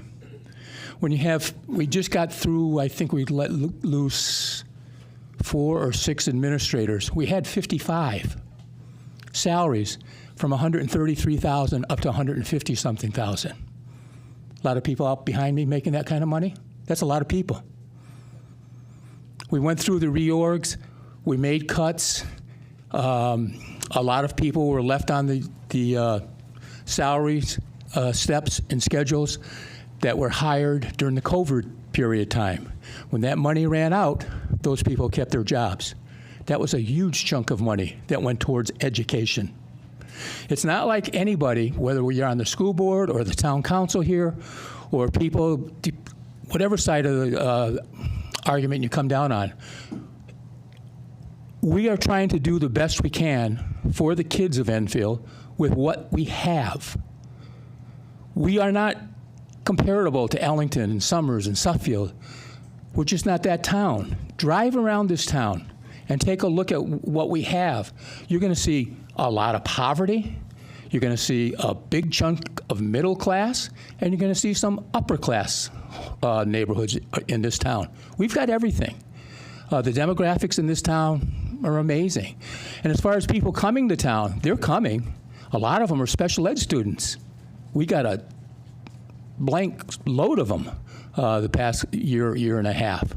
We have a demographic with people, with immigrants coming into town, a large number of people that don't speak English.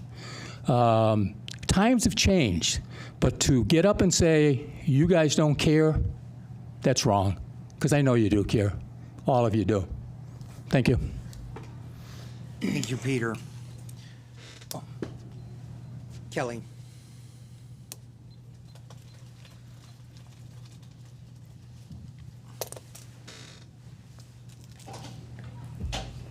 Kelly Himmler, 10 Hartford Ave. I'll keep it really short. I want to thank the town council for funding the armed guards, because it's a crazy world out there, and it's great that you're keeping our kids safe. The Board of Ed did get an increase, and we've been back and forth. Everybody is doing the best they can, so just wanted to thank you all for that. Thanks. Thank you, Kelly. Anyone else for the first time? How about for the second time? Okay, seeing none, we will move on to Town Attorney's report. Yes, good evening, everyone. I would like to report on the Lodestar application. That's the solar application. Oh, excuse me. I'm sorry, Tom, because we moved it. It's Councilman Communications next. My bad. Sorry, so you were getting going, and I didn't I'll hang in there. You were bored sitting over there, so. All right, Councilman Communications. I'll start down with John. Okay. Gina? Bob? Yeah, I'll say a couple things. Thank you, Mayor. One thing that I would like to bring to everybody's attention is that September is Suicide Awareness Month, and I think it would be appropriate for us to recognize that here in the town of Enfield once again, since we know that suicide is a major health problem, and it's far-reaching personal, social, and economic implications. Okay, so once again, suicide's the third leading cause of death for ages 10 to 24, and the second leading cause for ages 25 to 34. So once again, there are more than 3 times as many people who passed away by suicide in recent years than in alcohol-related motor vehicle accidents. So I would like to just recognize the month of September here in Enfield as Suicide Awareness Month. So I was want to bring that to Thank you very everybody's much, Bob. attention. Because I think that's something that needs attention. Another thing that I would like to mention, first of all, listening to people come up, thank you for your views. Dan, thank you for your views in regard to partisan decisions. Okay, but I did listen to that, and hopefully we could get some sort of resolution in regard to that. I'm really looking forward to September 26th, the job fair and the economic development breakfast. It's really something that's long overdue, and really looking forward to that time at Asnuntuck Community College and working with Capital Workforce Partners. I do want to recognize the Enfield Police Department for their participation in this year's Dream Ride. They took place in the motorcycle event and the actual Dream Ride. We did have officers from the department to show up for the whole weekend, and I think that, once again, is making a commitment. Thanks to everybody that was involved with that particular event, and everything from all the activities to the dinner to the special swimming event and everything that they had. Over 500 special needs individuals were entertained, and they had a great time.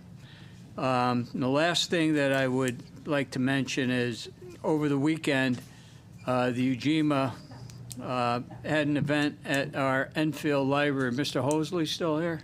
No. Oh, well, too bad. I don't know if I saw him there or not, but myself, Councilor Mangini, Deputy Mayor Pisner, we were there, and this was entitled "The African Americans in Enfield Legacies." Maya Matthews and her brother Trey were recognized, along with the Swifts in town, and they're all part of the UGMA Society. And Nazima Hutchins, our first black poet laureate, and Chad Woodard and his wife, and everybody that's involved with that group. I recommend to each and every one of you that are out there, go to the second floor and take a look at that exhibit. They worked with the University of Connecticut. One of the instructors, matter of fact, she's a doctor. I don't have her name at the top of my head, and I do apologize for that. But the display that's on there is second to none. They talk about Sam Swift. They talk about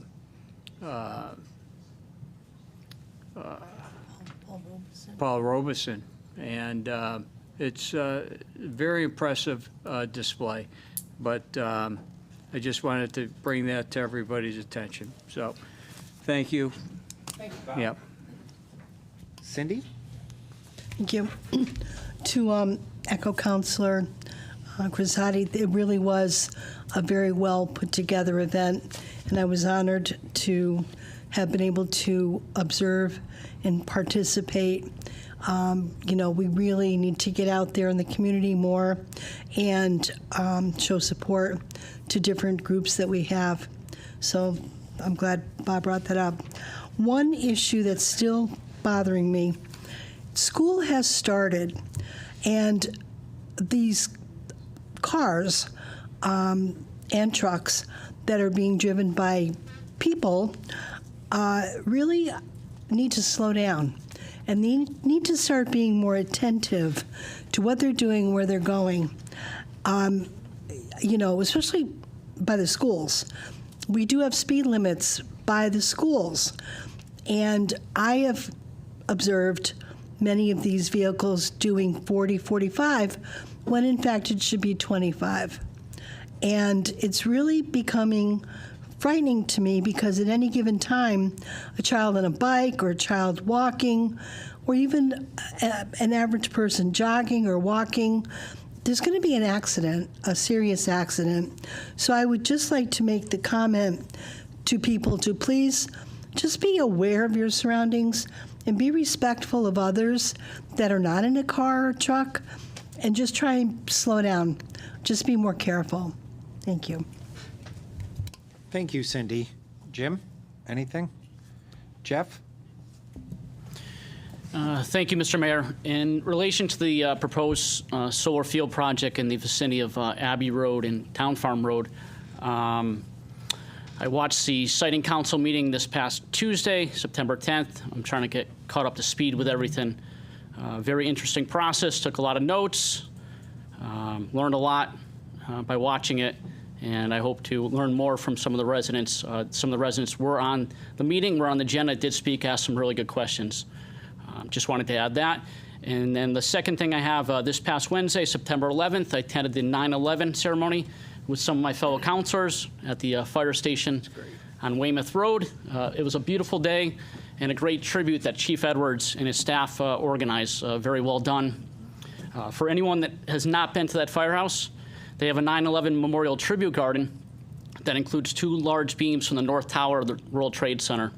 It's a memorial that's a quite impressive display. If you've never been there, I would advise stopping by at some point, whether it's September 11th or just any day you're just passing by on Weymouth Road. Stop, park, and check it out. And that's all I have for now. Thank you. Thank you, Jeff. That was a quite sombering occasion, but they do it every year, and I wouldn't miss it. Councilman Ungary. You stole most of my comments, but I'm going to say them anyways. I wanted to commend the Weymouth Road Fire Station for their dedication in honoring the victims of 9/11 last week. They do a memorial tribute in their garden with a wreath-laying ceremony by Riley School of Dance. It was very well attended. I also want to thank Gary Santino. He pastors the church on Broadbrook Road, the Baptist Church, and he always does a beautiful address. So thank you. Thank you, Lori. Councilman Ungary, Ludwig, I'm sorry. Caught me off guard there. You too. I don't know. That's true. That is true. I'm going to be brief now, all right? Through the mayor to the town manager, to the director of finance, at some point, I know can we get an idea of what we're talking about school projects, bonding some of the pipes for maybe next year in a referendum, and also an idea that was brought up, and I know the mayor's mentioned this in another vein, possibly even maybe using local money to build our own farmland preservation as we get to some of the discussion on the solar fields, where I think the mayor's mentioned some of the larger long-term things, but maybe it's something we put to referendum. Are we willing to use $5 million of our own contingency to put into a farmland preservation so we can take the solar debate off the table? We have, just so folks know, there is one, I think the one behind Raffia Plaza got approved. I believe there's another one going in there. I think it's actually already underway. They're building it. They're building it. So when we're talking about, we have enough solar fields, okay? We have enough. And then there's one also where we're working supposedly with the state on a beautiful piece of property over near the prison out near Shaker Park, another solar field going in there. So we have done our part, and we shouldn't have to do any more. That's been my position. I'm not against solar, but also do your research. It's not as environmentally friendly as they make it out to be. But I'll save that argument for another time. So I appreciate that. And I'm sorry, I have to comment, and I don't want to, but I want to just, when it comes to, in my opinion, language that is used is important. Whether you agree with the council, whoever's in charge, the Enfield taxpayer, so I'm not going to talk about the council, has supported education over a number of years. So I'm going to go back to when the taxpayers approved the new gyms for all the elementary schools back in 2000, I think it was 4. I apologize, my year's wrong. They approved, everyone knows about the high school, the middle school. The state of Connecticut, when I first took over as mayor, cut our budget $8 million, which was the ECS cost grant in 2016. The state of Connecticut cut the cost grant, the fund that covers the school. The town of Enfield, both Republicans and Democrats, cut the town side budget. We left the board whole. Not one program was cut, not one, so they could finish the year. We cut across the board. We met every single week, and we cut every single department. That took years to recover from, by the way, including the police department and things that, again, at the time, folks were really upset about. The taxpayers approved the high school. They approved the middle school. We did not cut anyone's budget. We can't legally cut anyone's budget. State doesn't allow us to. We cannot. So if you want to say we didn't give them as much as they asked, that's a fine argument. But no one cut their budget, and we gave them a 2% increase, and we took over security.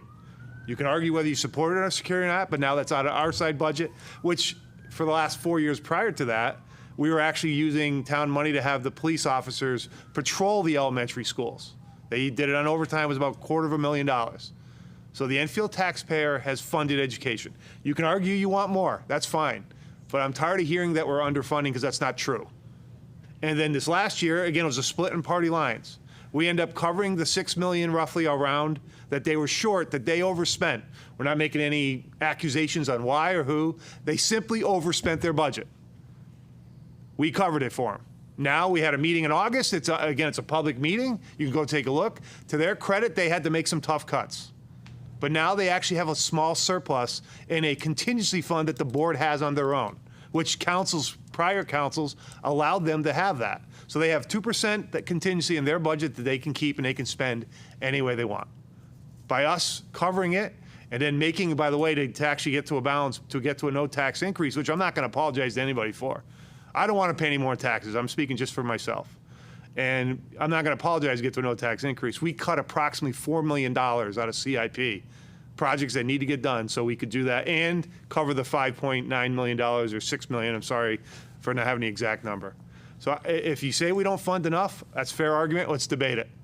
But I'm tired of hearing that we've underfunded. That's not true, because the Enfield taxpayer has funded, not the town council, the taxpayer has funded for a number of years, going back 30 years. And again, and then now we're dealing with possibly fixing the middle schools. We actually, the taxpayers approved the roofs, which we'll talk about tonight. So the Enfield taxpayer continues to step up. And guess what? We live within our means like every household has to do. And that's not a bad thing, in my opinion.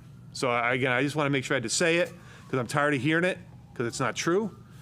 And so having said that, I have an idea actually talking about being bipartisan with the Constitution. So to the Councilor Mangini and her group, maybe to the town manager, maybe next year if we can't do it this year, is it possible, and I'll ask through Cindy and her group, could we, during Constitution Week, assuming we do it every year, could we run on a daily basis each amendment to the Constitution on our town website, on our town channel 16? And I'd certainly ask Cindy and her group if they'd be willing to do that, like a short amendment 1, and have it run on a loop, which again, it's not promoting any political campaign. It's simply stating our Constitution and the 24 amendments. I won't talk about the 25th, but we can, but we'll save that for outside of this. But if Cindy and her group I'd defer to you guys, but I think it'd be great to start allowing everyone to see in public, here's what the Constitution is. Because I agree, Cindy, it is the most important week of the year, in my opinion, especially everything that's going on in this country, no matter what you believe politically. Understanding the Constitution and your rights is the most important thing you can do as a citizen. So Cindy, thank you and your group. On a positive note, and then the last thing I also want to remember, also the Enfield taxpayer, which again you helped fund. The Eagle Academy was created, which we consolidated federal and local programs to create an outstanding program. Which you think it's easy? You know how hard it was converting a federal program with a local program. It's not as easy as people think. So again, I wanted to end on that. Apologize for going long, but I had to address some of this stuff, and I'd love to see maybe next year for Constitution Week, Cindy, if it's a possibility, the Daughters of the Revolution come up with it and just run it on a loop so people can see, remember exactly what the purpose of being a citizen is. So thank you, Mayor. Thank you, Mike. Councilman Hendrickson. This is the problem with following Councilor Ludwig. He stole most of my thunder on that. He cheats. He reads your notes. Something. I don't know. I do have to cover him up. So I will skip over all the stuff he just said. And I would like to request, because I was a little disappointed, I'm looking for a public hearing on the possible farm tax abatement.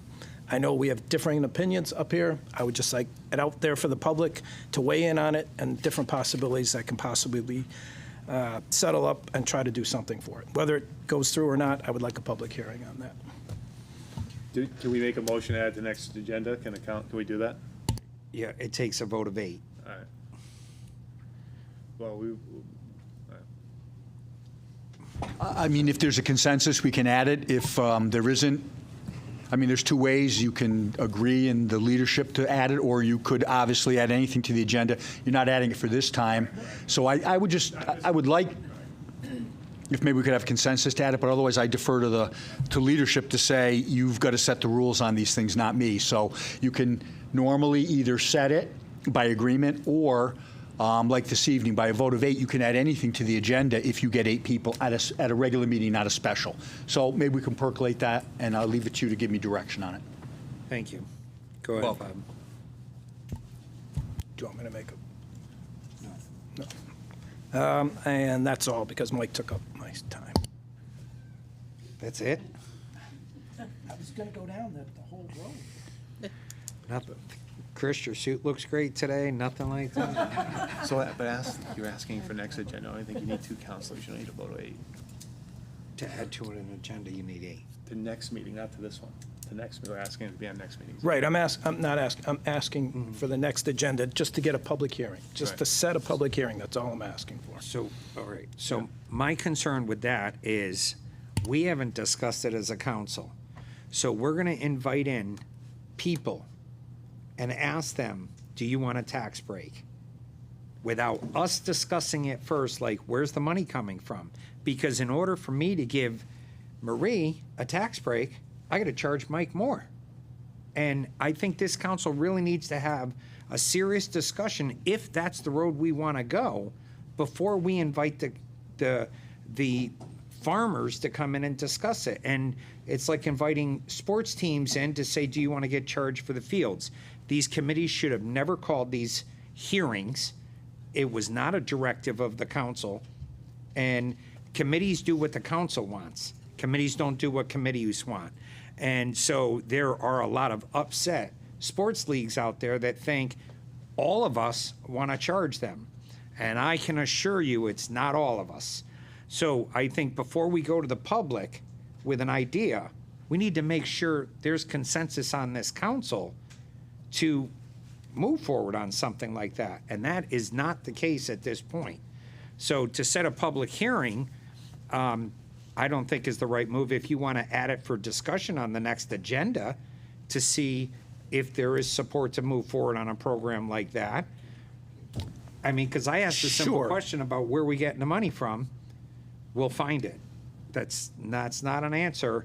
I mean, we need to find a lot of money. Sure, I will settle for items for discussion. All right. No, I'll second it. So there's 2. We'll add to the for items discussion next meeting. Okay. There's a motion made and seconded. All those in favor of adding it to items for discussion next meeting? Opposed?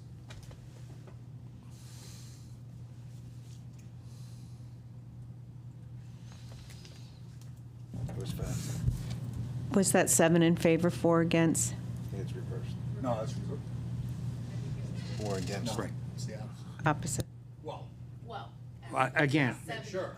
Well, all in favor of adding it to the agenda? 1, 2, 3, 4. Actually more. We have 6. All right, 6. And against? So it's on the agenda. 6-5. 6 in favor, 5 against. Okay. Go ahead, Murray. Okay. I have a couple of things. It doesn't seem like we've been together for a while. So first thing I want to do is I read through the PAR. I want to congratulate Jason and his team. It sounds like you guys had a fabulous summer at the library and the senior center. And there were 258 children that were registered to take part in these programs. So I think that's outstanding. Thank you for a good job. And please thank Mary over at the senior center as well. I think it's great. I did too go to the 9/11, and one of the things I spoke to a couple of the firefighters that were there that put it on. To me, I have an 8-year-old granddaughter who does not know anything about 9/11, and that bothers me as a grandparent. We were floating in the pool this summer, and she's like, "Grandma, you have a lot of planes that go over your house." And I tried to tell her the story about how there was a time when there was no planes that came over the house. And I think it would be really important if we brought a program for 9/11 into our schools to remind children of what happened that day and the lives that were lost, because there's a whole generation that just doesn't know anything about it. So I've actually talked to a few of the firefighters, and I would love to see something happen like that in our schools, and maybe I'll reach out to the Board of Ed as well. I did too go to the Ujima exhibit. It's beautiful. It also represents a lot of the tobacco history in our town. I just thought it was great, and they did a great job, and Roz and everyone from Ujima does a wonderful job. In a short 5 years, they've done a great, great job in reminding us of how Enfield was shaped. Allied, they're having their family day on Saturday the 28th from 10 to 3. I always participate in that. They do a walk around the track out there. It's a wonderful day. Please come down. Please support the athletes, the Special Olympic athletes, and it's just a great day. And they're the most wonderful people to walk with, and they just get really excited. So if you have some time, come on down from 10 to 3 on the 28th. The last thing that I want to talk to, and that's going to be to the mayor, to the town manager.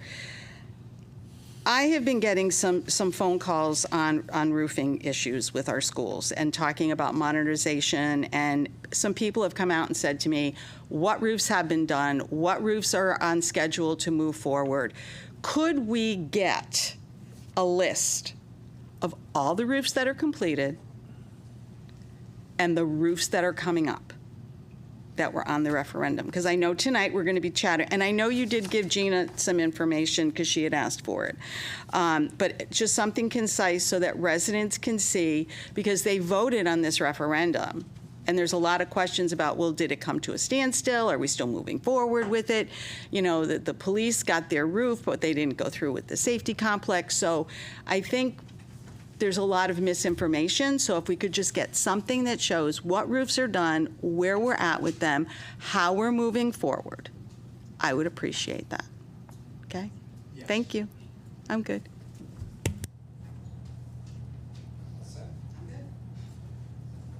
So, I see that Jason is here, and he's going to be coming up later, so if he could just give a quick update when he comes up about the volleyball, and I assumed he would do that, the exact story that we were given. He was nodding his head, so. Right. And then, as far as the railroad on Abbey Road, this has been an ongoing battle for 40 years.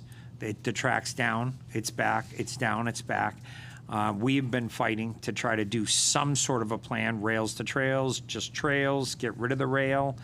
But again, when you're dealing with the big elephant in the room, it's like beating your head against the wall like the Eversource property, and I don't think there's a person up here that doesn't want to continue the rail or the trail down there. So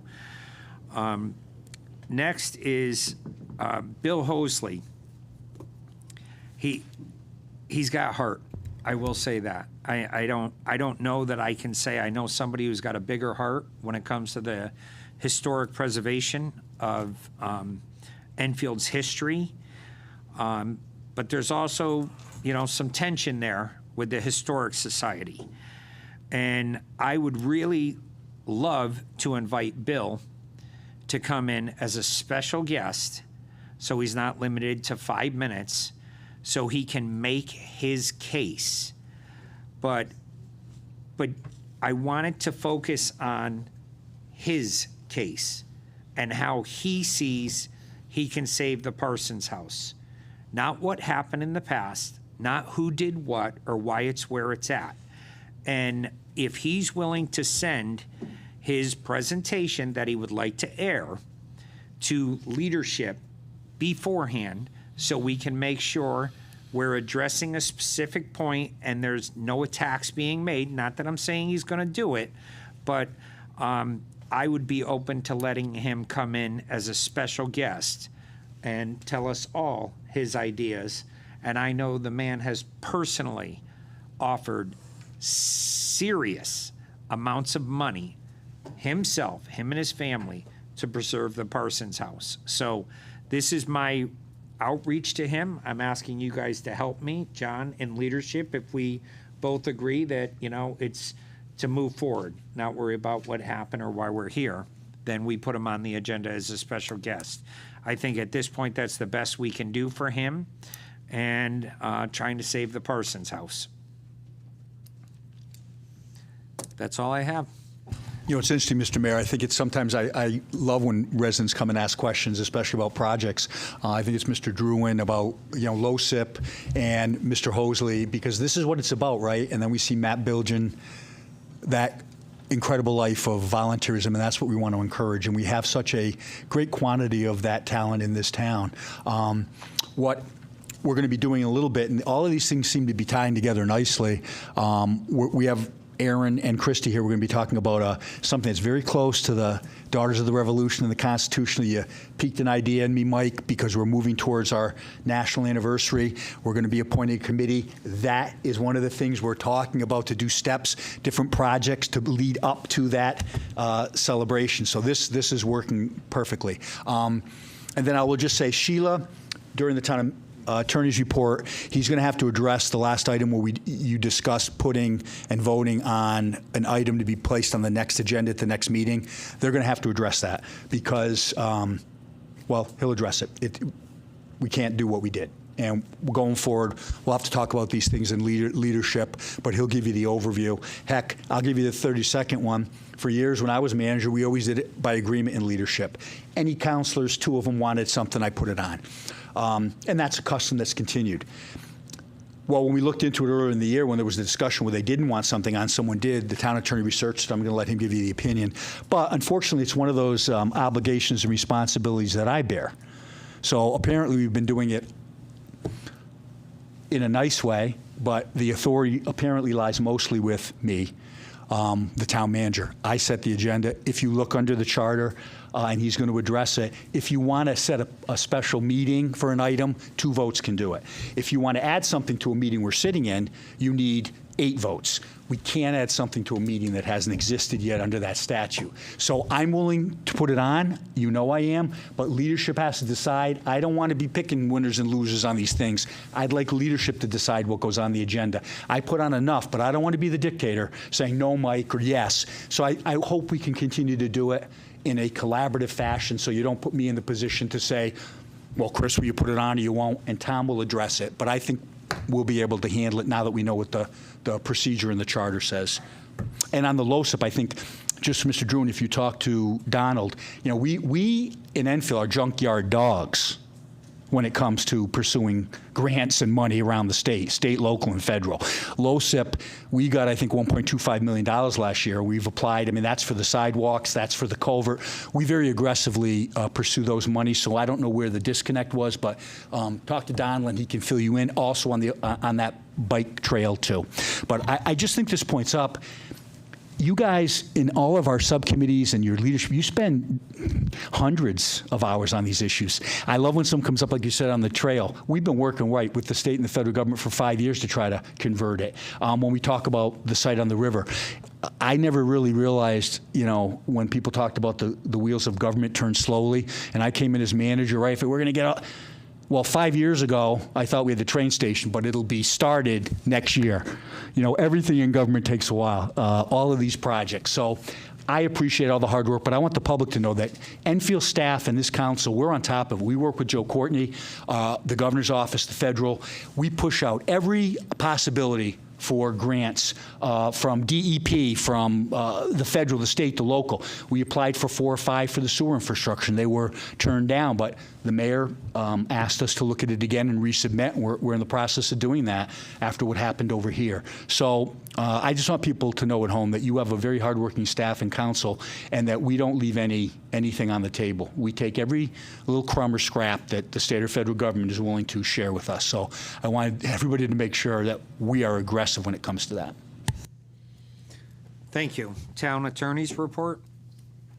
Okay, thank you. I'm going to address what Chris brought up now first, although I didn't have any opportunity to research it. But I do recall earlier in the year, back in May, I was asked a similar question. I believe it was Councilman Santinella who initially asked to amend an agenda and put an item on an agenda to allow the Board of Education to sit in with a joint meeting with the council, and that raised several issues. But the issue that's important that I rendered a opinion on was that 2 council members, in fact, under the charter, policy and procedures for the Enfield Town Council meetings, page 2, section 4, special meetings, I said it provided that special meetings may be requested by any 2 members of the council. This provision has been historically interpreted to mean that any 2 council members may request that an item be added to an agenda. However, there's no actual provision in the policy or procedures that authorizes 2 councilors to request that an item be placed on the agenda. As such, 2 council members are not authorized to request that an item be placed on the agenda. So that's what that opinion was. And this one is, what you've done tonight is trying to add an item. If you tried to add it to the agenda tonight, statute, it's 1-225C, that says you need a majority of 2/3 vote, so you need 8 votes. So if you tried to do that, you could, but unless you get 8 votes, you can't do that. What you did do is attempt to put an item on an agenda that, under the charter, policies and procedures, I don't know of any way that's authorized. So, but I would like the opportunity to take a look at the charter again, tomorrow. But I think that what the manager has said is actually he did it more articulately than I am, so that the prerogative lies with the manager with regard to putting an item on the agenda. So, and I would ask the town clerk if perhaps that comports with her understanding. Yes, it does. Okay, thank you. So, and then what I was going to report on was the Lodestar, the application for the solar panels. Jeff commented on how he watched last week, and if anybody wants, there's transcripts available online for the whole thing. And the meeting before that, or the hearing before that, the town was well represented by Don Nunes, who did a great job for the town under duress because he didn't have much knowledge of or advance notice of testifying, but he did a fabulous job. And also Karen LaPlante, who is not an employee, but just a very learned person in the town, loves the town, stood up great for the farmers and the citizens of Enfield. So they did a great job. To conclude, the interveners, I think, were good also. And I spoke with Jeff Merman today to confirm what's the next step. And the next step is Jeff Merman, who's the attorney, Hinckley, Allen, Steiner, representing the town for us in this. The next step is that he has to submit a brief or position paper by October 3rd to the Siting Council and state some findings of facts that he might wish them to get. And the interveners likewise may do so. And so at Lodestar. And then by the 10th, I believe that's when it sets where the Siting Council will make its conclusions known, but they won't render the decision until I believe it's November the 8th. So there is nothing further for us to do in terms of gathering evidence. That stage of the proceedings is closed, and now we await Jeff to do what he does. And Mark Serrato and Sue Roach have done a great job also in terms of putting together his materials and working with Jeff on his other filings, and I'm sure this one too. So we've done the best we can with what we have, and we're cautiously optimistic that the Siting Council will give a fair resolution. That's it for my report. Thank you, Tom. Yeah. Councilman Ludwig. Thank you, Attorney Tyler. Just to be clear, if someone hasn't provided, that's not if a resident who hasn't provided any testimony or any, can they still provide written testimony to the site? I thought that's what was said at the. I apologize, I missed it. We were there with Jeff and Bob. Can someone who hasn't spoken yet or written, can they send their own testimony or opinion in before October 3rd, or is that no? It's closed now and that's it. I believe it's closed. Okay. if anybody has anything they've already done, send it in anyway. All right. And the worst stuff is it's closed. But I believe testimony ended last week. And I That's agree it. that some of the residents were fantastic. Yeah, they did a nice job. Yep. Thank you. Thank you. Any other questions for the town attorney? Seeing none. Okay, we're going to move on to reports of special committees. Any reports this evening? Jim? I'd like to report that the Joint Facilities Committee met on August 29th, and we discussed, some of the things we discussed were the 2 ongoing roof projects this year, which were Alcorn and Parkman. Alcorn paperwork was submitted to the state in February, and now we're finding out we need additional paperwork, so we're in the process, or the town is in the process of working on that.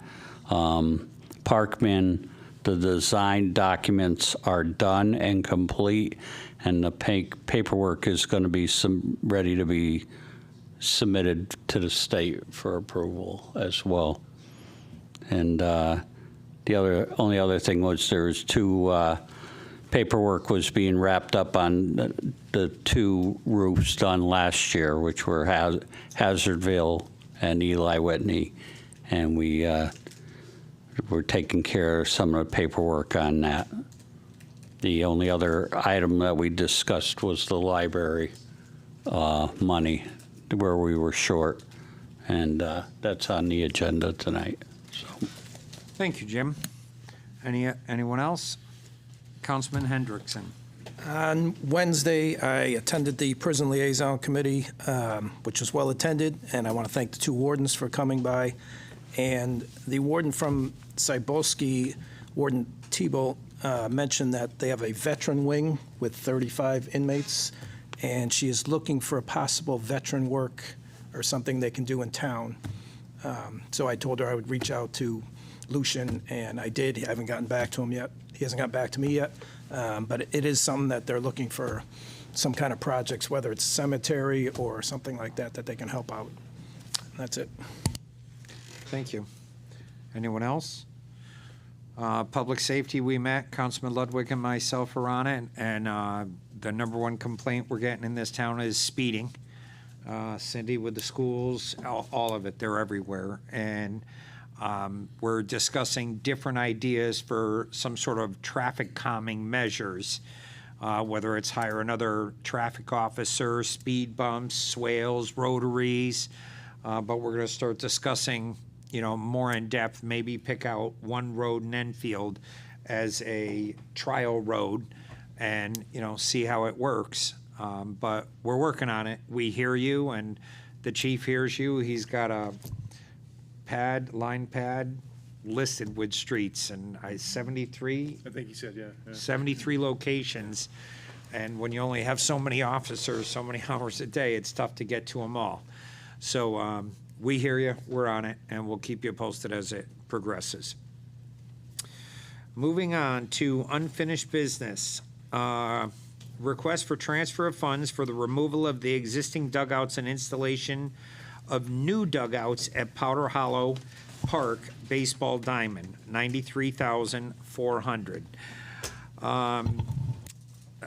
Be it resolved that in accordance with Chapter 6, Section 8F of the Town Charter, the following transfer is hereby made from Sparkle Street Pump Station Construction Services, $93,400, to Powder Hollow Baseball Field Construction Services, $93,400. Date prepared 8/29/24, prepared by Donald T. Nunes. So moved. Is there a second? Second. Motion's made and seconded. So I will start this off. I received several phone calls from people throughout town that they want to see the project finished. And one of them is a larger construction company in town, and it's Spazzarini Construction, and they have offered to remove the 2 existing dugouts free of charge for the town of Enfield. which will drop that $93,000 number down considerably. I think what we would need is at least $5,000 to replace the fencing where the existing dugouts are to protect the new area where the new dugouts will be put in at some point. Four Seasons Landscaping has also donated the pads for the new dugouts. They're stone dust, they're not concrete. There's no fences, there's no benches, but the pads are there. Four Seasons said they had the material on site. They weren't sure what we were gonna do and they needed to pull their equipment out, so they donated the work. So I wanna thank Four Seasons and Spazzarini Construction for stepping up to try to help move this forward. For safety reasons, we can't leave it with just pulling out the dugouts. We're leaving the players wide open. So if anything, we've got to put fencing up to protect where the future new dugouts are going to be. And I know, Bob, you've got some ideas. This all came about because of Corey, through the athletic department in the schools, said, you know, with an opportunity, they could do fundraising and stuff like that. But if we vote in favor to remove the dugouts and say $5,000, that's it, not 93, just 5, the project can continue. We can get the fences up, the dugouts out, and it gives Little League, the schools, Bob, Gina's husband, Gina, it gives everybody a chance all winter to do fundraisers and whatever they can do to try to raise funds, or corporate sponsors. You know, I mean, we have a lot of giving companies in this town that help. I mean, look at Higgins Park. It's phenomenal.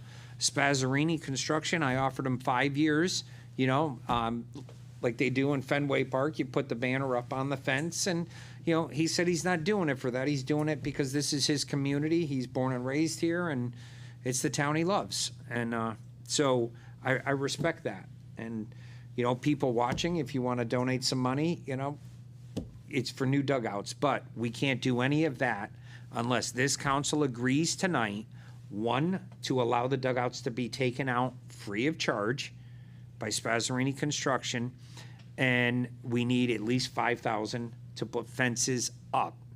So DPW has said they have aluminum benches that they can use for temporary stuff like that, so they can move forward and play.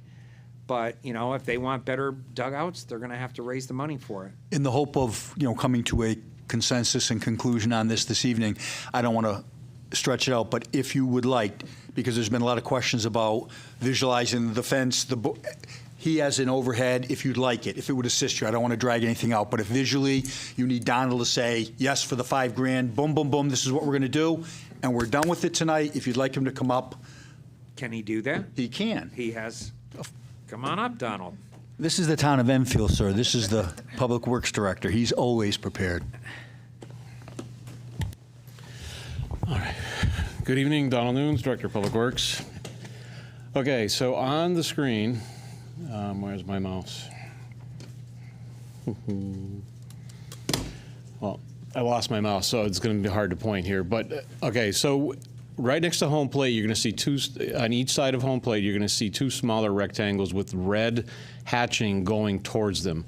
Those red, right in front of, gosh. Donald, please get up and point, because you're going to lose the efficacy of it if you're not.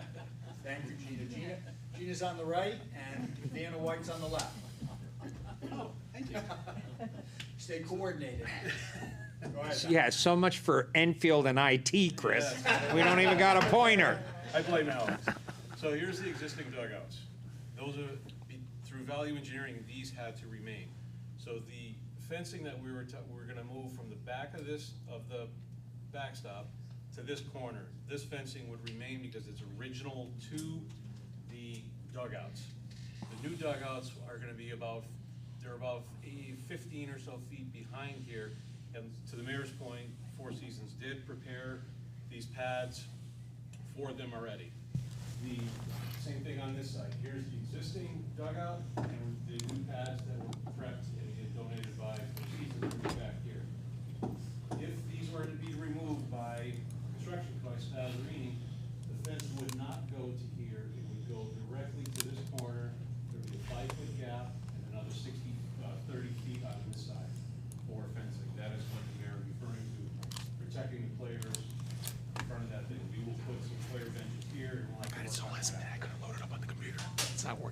in way too late. Yeah. All right. Okay, so that's an explanation of what it is, and that 5,000 will cover the cost of those My fences. understanding that it will. I did try to speak with the owner of the company, and he did not get back to me this afternoon. He's still waiting for the exact prices, but that's in the ballpark. All right. So again, it would just be, because we have this fence in the contract already, it would just be this part right here in front of the players. Right, and the fences aren't up yet, No, so, starting very soon. and that's why this is critical to go down tonight, so we don't delay this project anymore. So what I'm asking is, I'm asking for a motion to amend this from $93,400 to $5,000. And what they can do with the $5,000, they can do with the $5,000. It removes it. I believe Donald is in, or will be in communication with Spazzarini Construction to work out the logistics of removing them. But I do agree, let's finish the project. And, you know, I've always said, I'm a believer, let the teams, you know, fundraise and everything. That's what we used to do as kids.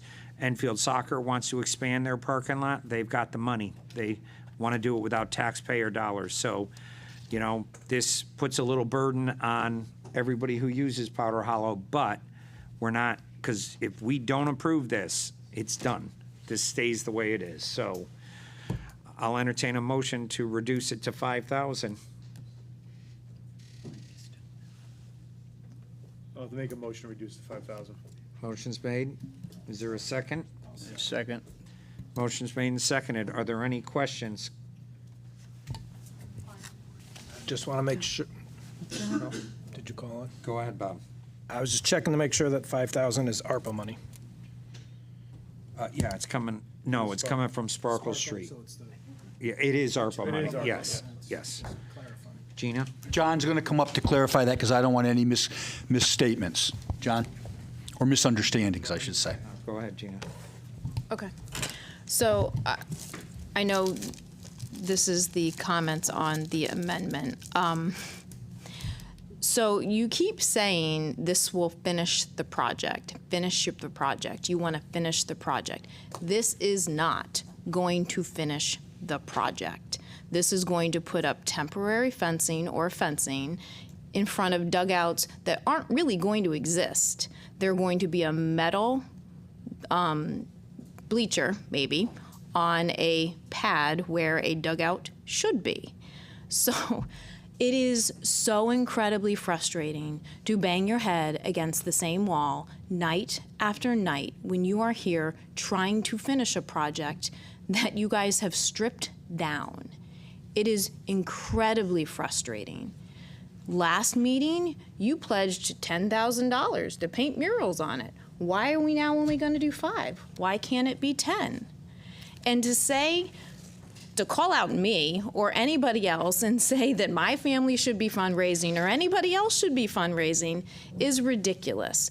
We put a lot of money as a community in this. These kids from high school fundraise a lot. Their families pay a lot of money for any sport, whether it's soccer, whether it's field hockey, whether it's football, whether it's baseball, softball, wrestling. It's insane how much these parents and these families already fundraise and pay for their kids to play. And now we want to say $5,000 may do it. I don't know, but now they have to fundraise.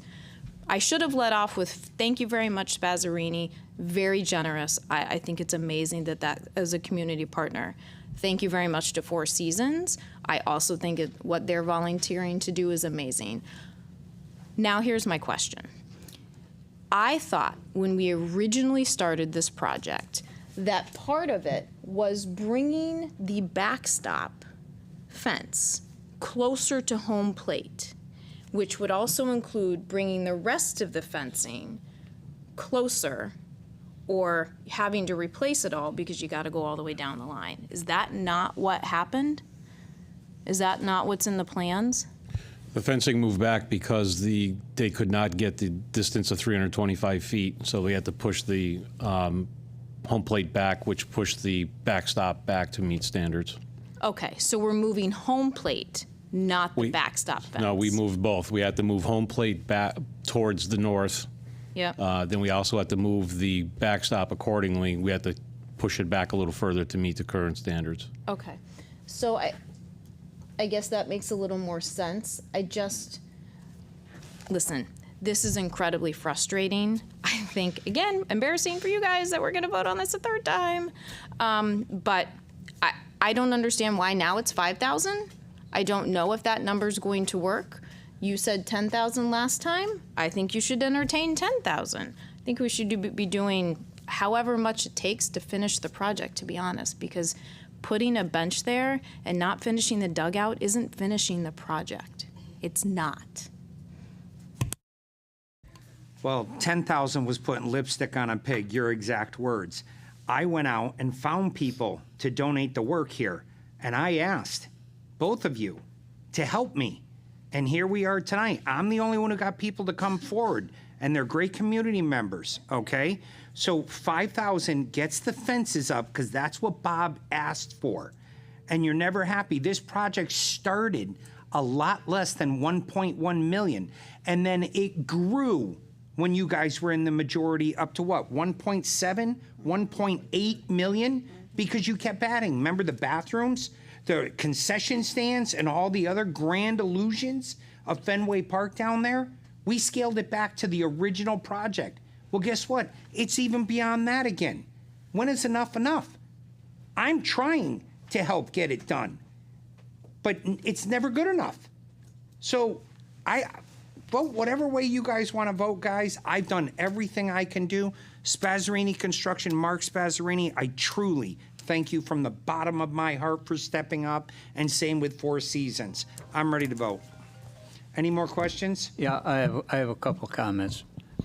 First of all, to Spazzarini and to Four Seasons for stepping up, for doing this. One thing that I want to bring to everybody's attention, and this is from Corey O'Connell, our athletic director. After the last meeting, he did make contact with us, and he wanted to clarify his intentions as being the athletic director. His visions were always to have the current dugouts removed so that there would be a finished look for the field, to remove those dugouts. And then have the simple area where Spazzarini is going to remove the dugouts. Four Seasons has the concrete in there, stone dust, to put in those particular dugout areas. If we allot that $5,000 to extend for the safety of the players, there would be a cleared out area so that the benches could be put in there. Corey O'Connell, the athletic director, was fine with that. When we look at possibly finishing those dugout areas at a later time, he was fine with that. I don't have a particular issue. Am I kind of disappointed that the vote got turned down last time? Yes.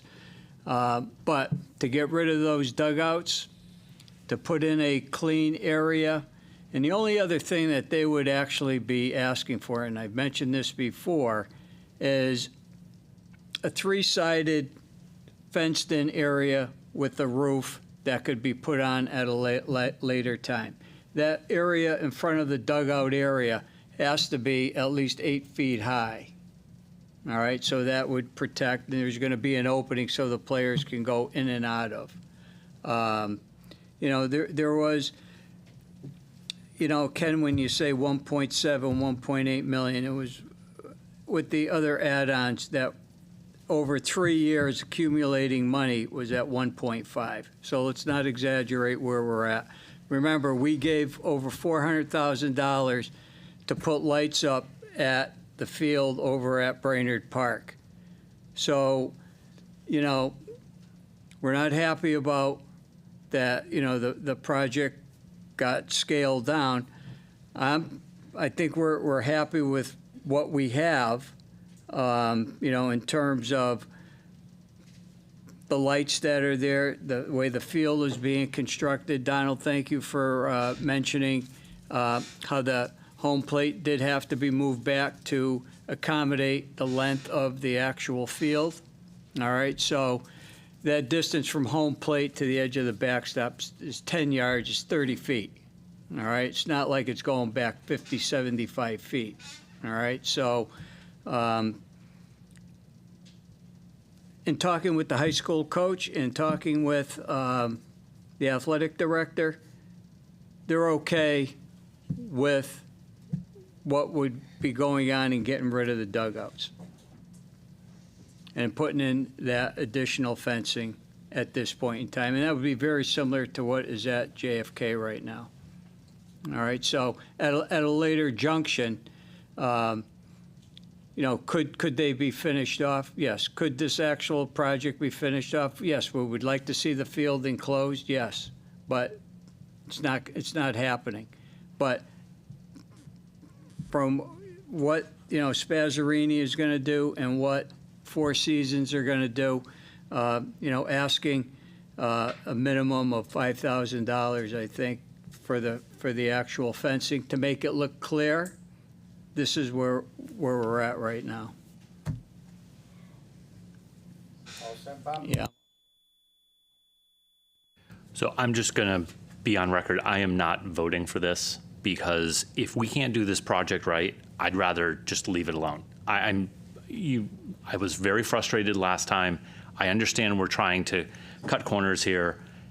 It's not like we don't have the money. We do. We're choosing to spend it elsewhere. So I just want people to understand, I am a no because I think you deserve the ball field that we set out to vote on, that we put in place, the plan that we put in place. That's what you deserve.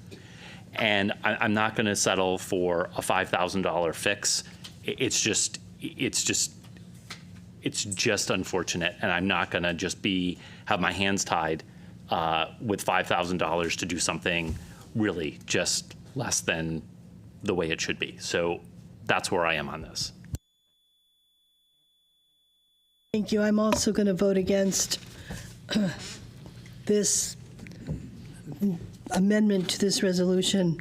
I have to agree with Councilman Santinella and also with Councilor Sakala. Family members should not be fundraising. We did that with Dancing with the Town, which was wonderful, but it really was not the right approach to bring money into social services. And also with what John, you know, is alluding to, get the project done right. There's too much drama going on. This should not even be coming back up. It's being regurgitated, and it doesn't do service, you know, to the kids that are playing there. So I'm just going to vote no. Thank you. Any other questions on the amendment? Seeing none, roll call for the amendment to the... Councilor Mangini? Against. Councilor Nasuda? For. Mayor Nelson? For. Deputy Mayor Pisner? For. Councilor Russo? For. Councilor Santinella? Against. Councilor Ungary? For. Councilor Sakala?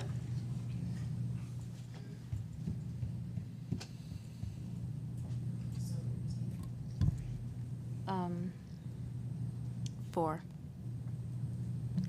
Councilor Crisati? For. No. Councilor Hendrickson? For. And Councilor Ludwig? For. That's 9 members in favor, 2 against. Any more comments or concerns with the amended motion? Yeah, actually. Go ahead, Gina. Thank So you. I voted yes because our hands are now tied. I completely respect voting no, don't have a problem with that, but 5,000 is more than zero, and it is disgusting that that is the option that I was given. All set? Councilman Crisati. Okay. There seems to be a misconception that I just want to get clarified with everybody here tonight. And I'm going to leave it alone after this.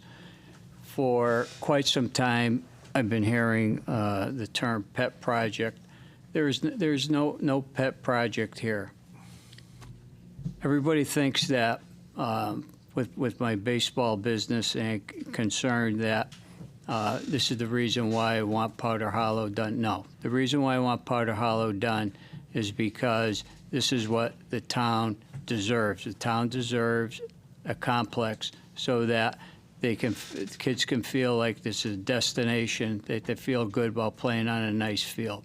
I have not done any camps or any business in town since 2019. Probably for this primary reason, I'm not going to get into it, but I do my business elsewhere. So I just want to make that perfectly clear with everybody that I am a proud supporter of athletics in town. And if somebody wanted to, whether it was football, soccer, whatever, to come up and spend a number of years trying to develop what's being done at Powder Hollow, I would support that, regardless. Because it's the right thing to do. But for anybody to say that this project's getting done because I have a business over there, that is such a lie. And matter of fact, it's actually disgusting that even people are even thinking that. And people on this dais thinking that. So I just wanted to make that perfectly clear with everybody tonight. But I am happy with everything that's going on, Spazzarini and Four Seasons, and believe me, in a drop of a dime, I could get donors right now to be able to fund that. And those dugouts will eventually get done. So let's move forward with this and let's play ball.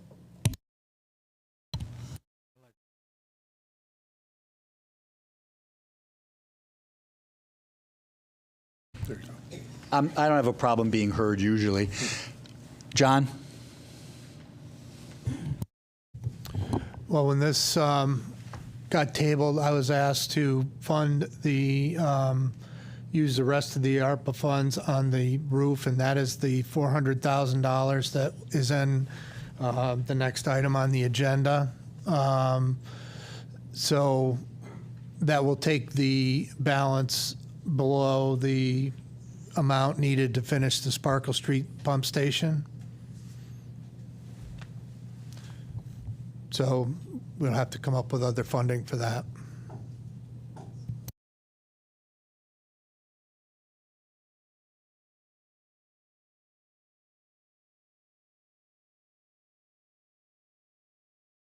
Now, under this, or does it really matter?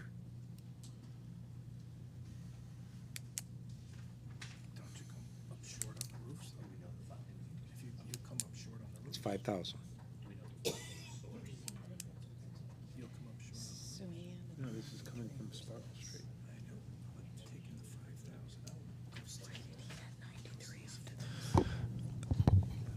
I think that $5,000 is not a large amount. We probably can come up with that through from the operating funds of the WPC to finish that project. So we can leave it the way it is now. In the Sparkle Street one? Yes. Yeah. Okay. Any other questions? Roll call, please. Councilor Mangini? For. I'm sorry, Councilor Mangini, you said 4? Yeah. Okay. Councilor Nasuda? 4. Mayor Nelson? 4. Deputy Mayor Pisner? 4. Councilor Russo? 4. Councilor Santinella? Against. Councilor Ungary? 4. Councilor Sakala? 4. Councilor Corsati? 4. Councilor Hendrickson? 4. And Councilor Ludwig? 4. 10 members in favor, 1 against. What's that? Okay, thank you, everyone. Moving on to new business, the consent agenda, there is none. Appointments, town council, there are none this evening. Request for transfer of funds for the Central Library roof project. Be it resolved that in accordance with Chapter 6, Section 8F of the Town Charter, the following transfer is hereby made from COVID-19 funds, Sparkle Street Pump Station, $396,300, construction services, generator, transfer switch, and machinery and equipment, $3,934.64, and business assistance, miscellaneous expenditures, $550 to COVID-19 Fund, Central Library Roof Construction Services, $400,784.64. Date prepared, 9/12/2024, prepared by Donald Nunes, Director of Public Works. So moved. Second. Welcome. Likewise, these two gentlemen are integral to these discussions, so they are here in place for any questions you might have.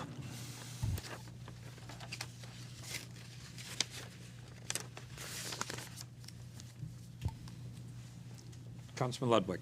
Welcome, John. Welcome, Donald. How you doing? I'm not, so I want to just make sure, again, I'm sorry, I just got to make sure procedurally we are doing this right.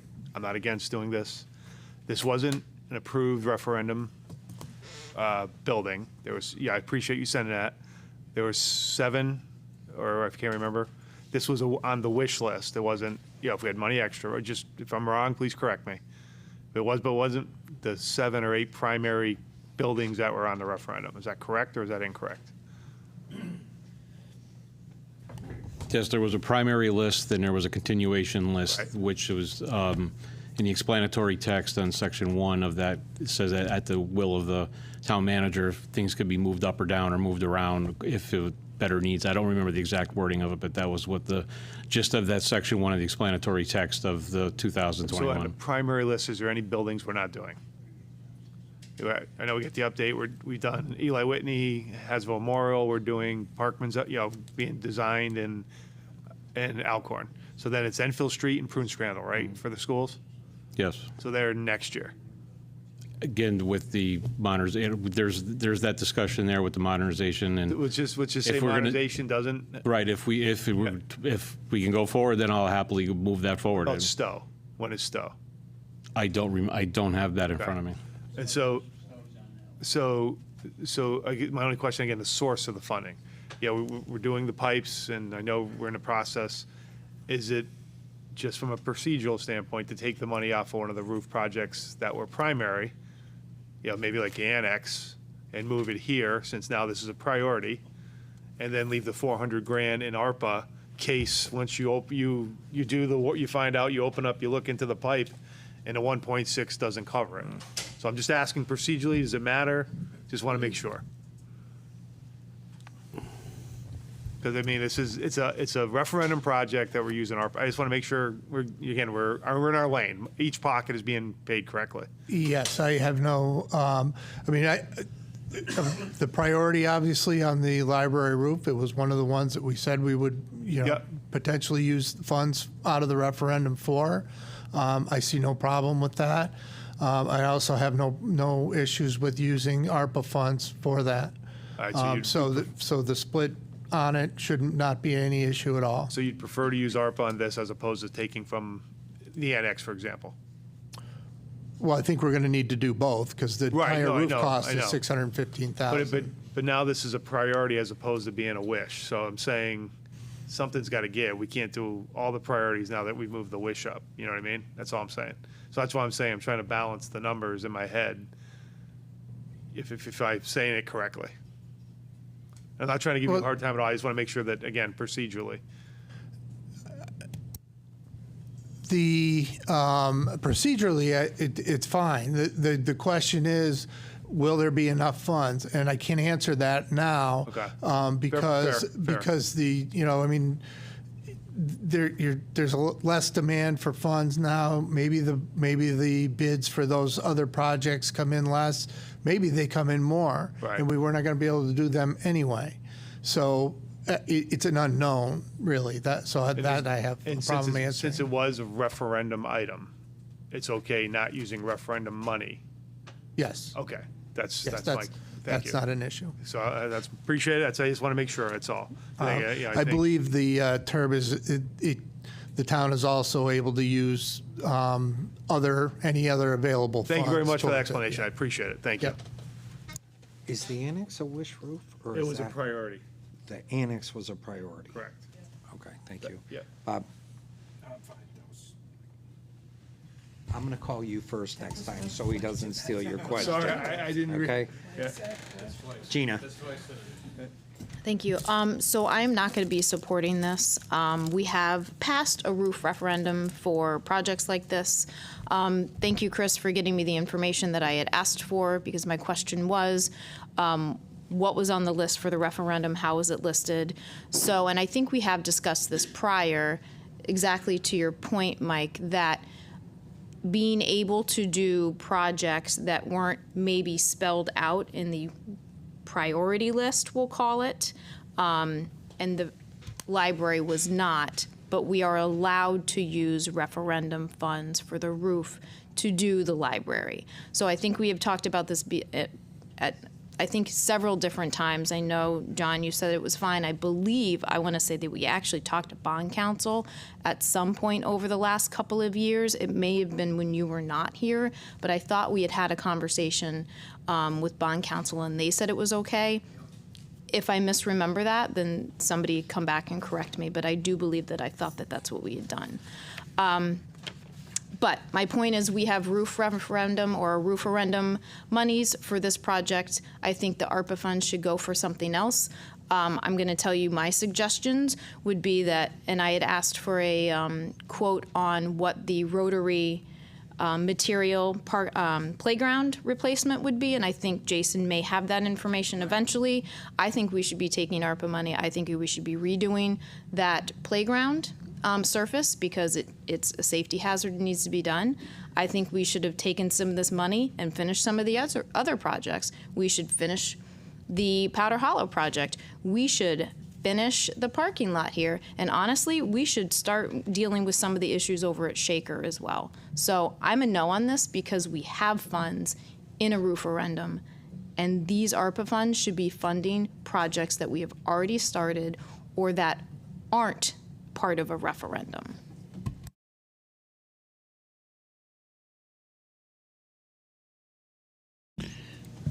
I have two questions through the mayor to John. Is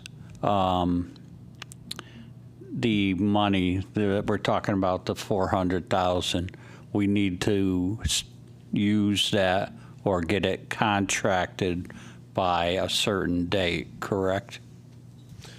That's correct. We have until December 31st of this year to get the money under contract to be spent. Or we lose it, correct? That's correct, yes. Okay, that was the first one. Second one is to Donald, the library roof. Could you just tell us how bad a shape it is in, please? Yeah, I mean, fortunately, we've had a dry spell, so we haven't had any leaks lately, but Jason can attest that we have, catch buckets inside and other things like that. The roof system is a very unique one where there's a whole sleeper system. Basically, there's a roof on top of a roof, and we don't know which one is leaking, and we can't really get it to stop when we do have heavy rains. I don't know the exact amount, but it's in the, I would say 40 to 50,000 in repairs over the last few years. Plus, we redid the chimney, and that still didn't work. So it is still leaking at this point. But fortunately, we're in a nice dry spell, and I'm sure Jason appreciates that. Thank you, Jim. So, I agree with you, Gina, 100%. I think the roof money should stay within the roof money. So I was talking with Councilman Ludwig, and I thought he said the same thing you said last night. So I really would like to entertain a motion that we just take the entire amount from the annex roof for now, leaving the roof monies in the same pot, and we take this ARPA funds and use it for other projects. And I supported the parking lot in the back. So I agree with you. So if anybody wants to make that motion, but the roof money should stay in the roof. Go ahead, Gina. Sure. Just procedurally, I don't know that you would need to do that. I think you would just need to table this, right? Because if a roof referendum money is already in the roof referendum, I don't know why we would need to move anything We to already do moved the library. 200,000 from the Right, but annex for this. but what I'm saying is procedurally, do we even need to move anything? John, do we? Because Because it's already in the referendum. But we already moved 200 from the annex to this. Miss Gina, John, I think can answer. Yes, I believe in the past, we've done a resolution authorizing the use, the council did a resolution authorizing the use of the $200,000 towards this roof. So if we'd like to do, I mean, you can amend this to do that. Go. Gina, and I think the point is, right, I agree with you, and that was the point I was trying to make, is that people voted for it, so we're being public that we're moving from one project to another. So no one can say, hey, we voted on it, it's in public, and so when it comes time, if whatever happens with the annex, it's a public vote, it wasn't just moved by some internal, whatever, I mean, procedure, so we're doing it, and I think we've always done it that way, John, I think you're right, we have. We've tried to at least always do it that way, maybe I'll say it that way, because it's public, it's coming from, I agree, I felt a little weird not coming from the referendum money, and then I'd rather just sit on ARPA and wait till we hear about to the pipe until we make sure we have enough money there, and then whatever projects we're gonna use it on. But I just was more making sure it came out of the right pocket. And I support moving the money. I agree. But I think we should make an amendment to make it clean, John, unless you disagree. I don't have any concerns with that at all, no. It's more Yeah, transparent I this agree. way, And too. it gives you so when it's a different account than what we voted on in public, I mean, I think it's important. But I agree with Gina. I don't disagree. All set, Mike? Thank you. All set, Gina? Yeah, I didn't know he was No, sorry. Councilman Crisati? Yeah. Through the mayor to John, I think at our last joint facilities meeting, you had made mention about transferring money because of the modernization. We didn't know exactly where we're going to take that money from the Stowe roof. I did, Just refresh yes. my memory because that's what's sticking in my mind. And so if you could give your thoughts and reasoning behind that to let us know. Okay. The Stowe roof is,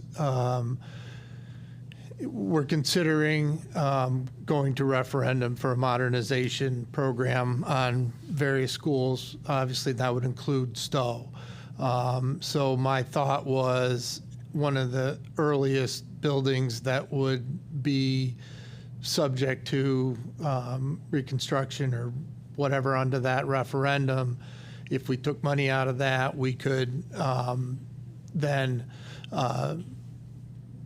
that building would be replaced if the referendum was approved.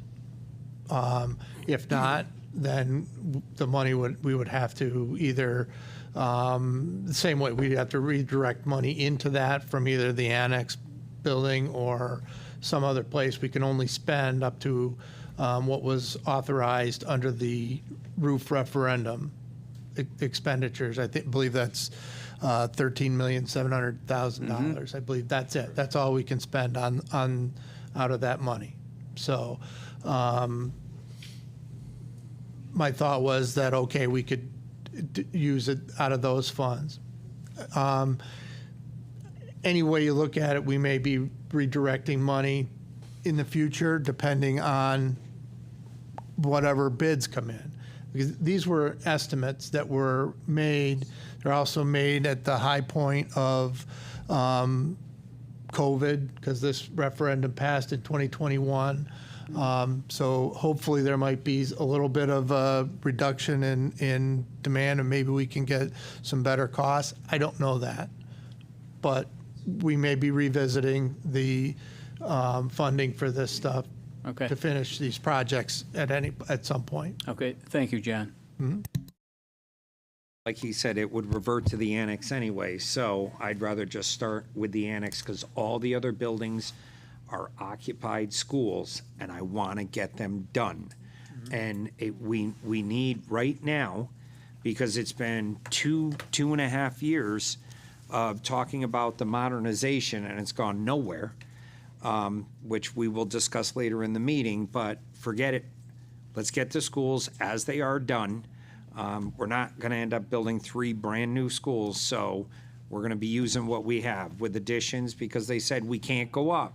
So we can use the roofs on the buildings. So I'd like to make an amendment. It's from instead of from COVID-19 fund, from the annex roofing project approved by the taxpayers of $400,784.64, and move that into the Central Library Roof Construction Services as amended.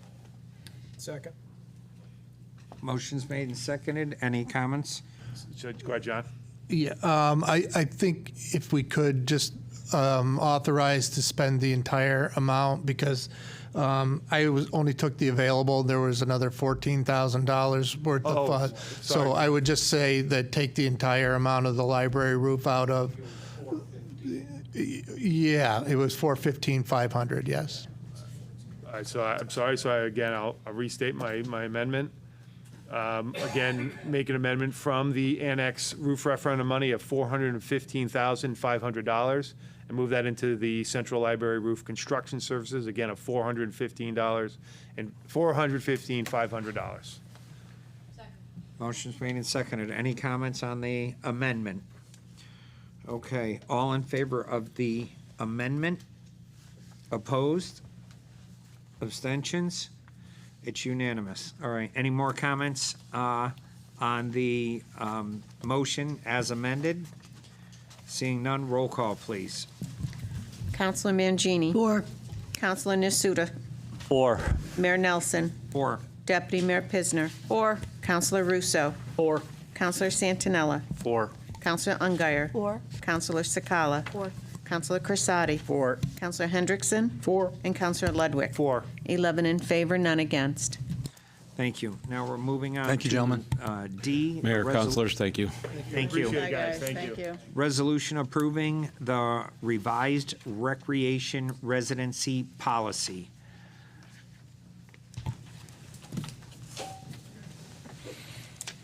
And with that, we introduce to you star of Jason. stage and screen, Jason Neely, director of everything leisure, libraries, senior center. A little bit of everything. Cultural arts. So, on behalf of my staff at the library, thank you very much, because the roof was much needed. As far as the recreation residency policy, as well as the volleyball that was brought up, they're sort of two distinct issues. The residency policy, we're not really changing anything that has to do with how many non-residents can be on a team. And it's been that way for a long time. Coming out of COVID, we were a lot more open with having more non-residents on to keep the program afloat. Last season, there were 6 teams, 43 total players. Of those, 81 were non-residents. So total of 10 Enfield residents played. If they were all on 2 teams, it wouldn't have been enough to field 2 complete teams. There were some teams that had all non-residents. We would love to support an Enfield volleyball team in some capacity if there was a league, much like the Dolphin swim program, and we could put together a team of Enfield residents. I think that would make a lot of sense. But as it stands now, and maybe things have changed this year. We're currently, registrations are underway. Later this week, they're going to have the managers' meetings and see what the rosters would look like. I don't know that they're going to be able to bring it up to the thresholds that we have in last year's policy, as well as the one that we're proposing for this year. So that's pretty much where it is with the volleyball. Like I said, prior to COVID and me taking over recreation, I can't speak to what the numbers were. I do think there were far more Enfield residents than what we had last year. But given the demands on the staff, there's 3 full-time staff there. It's really not sustainable to be having this league as it is currently constituted. We expect to see an uptick in the middle school kids looking for recreation outlets with what's going on with the athletics program. We're looking at having to add more basketball programs. In the last year, we absorbed the Enfield travel basketball team. So there's been a change in the demands from Enfield residents for what we're able to provide. So it is, I hope that they're able to come up with teams that meet the guidelines, and that remains to be seen later this week. As far as the residency policy, a lot of the changes are really cosmetic. The one real substantive change is in the third paragraph. Registrations for non-residents will be accepted for select programs if space is available 2 weeks after the initial registration date. So the main reason for that change is the Dolphin Swim program. We have to have evaluations of the kids. It gives us a little more time to make sure that we are filling those spots with Enfield residents first and foremost. If there are still slots available, those would go to non-residents who would be putting in their registrations 2 weeks later. We really look at the non-residents as folks that can help us run programs that might be on the cusp. So if we need 10 people to be registered for a gingerbread decorating class, and we have 9 Enfield residents, we'll be more than happy to take a non-resident to fill that last spot or 2 to get us over the finish line. So with that, if there's any questions, I'd be happy to answer them. I would have loved to have had Allison here this evening, but she's actually doing travel basketball tryouts this evening. Questions? Councilman Hendrickson. So is this a staffing issue or a budgetary issue? I think you could argue that it's both. I mean, if we had another full-time person dedicated to, administrating programs, maybe we could accommodate a league that is made up of largely non-residents. The non-residents pay more. They do. But it is the 3 full-time staff that actually administer it. And running a league is far more complicated and intensive than running a contracted class with a business that comes in and does it. So a lot of that staff time is taken up, doing standings, doing schedules, that kind of thing. Okay. Thank you, Jason. Councilman Sakala. Thank you. So, Jason, I'm sorry, I don't remember if you were here during public communications. Yes. Okay, perfect. So what in this new policy is going to prevent the program from continuing like Rachel was saying? So I think the worry is that since there are so many non-residents, that the program is going to be cut. Because I read through this policy, the red line and what was on there, and I didn't read it that way. So is this new policy going to prevent the league from occurring? This new policy is really not very different from last year's, other than what's in the red. So it's a matter of, do we enforce the policy coming out of COVID? Coming out of COVID, we had more capacity with those 3 full-time staff because there were less kids participating in programs. We're past that now. We're back up to full steam. My staff is at capacity.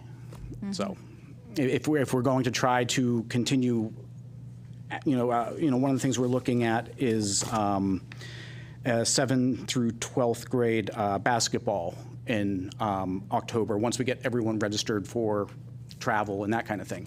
Is that something we're going to be able to offer if we're also doing this? I don't know. I'm skeptical. Right.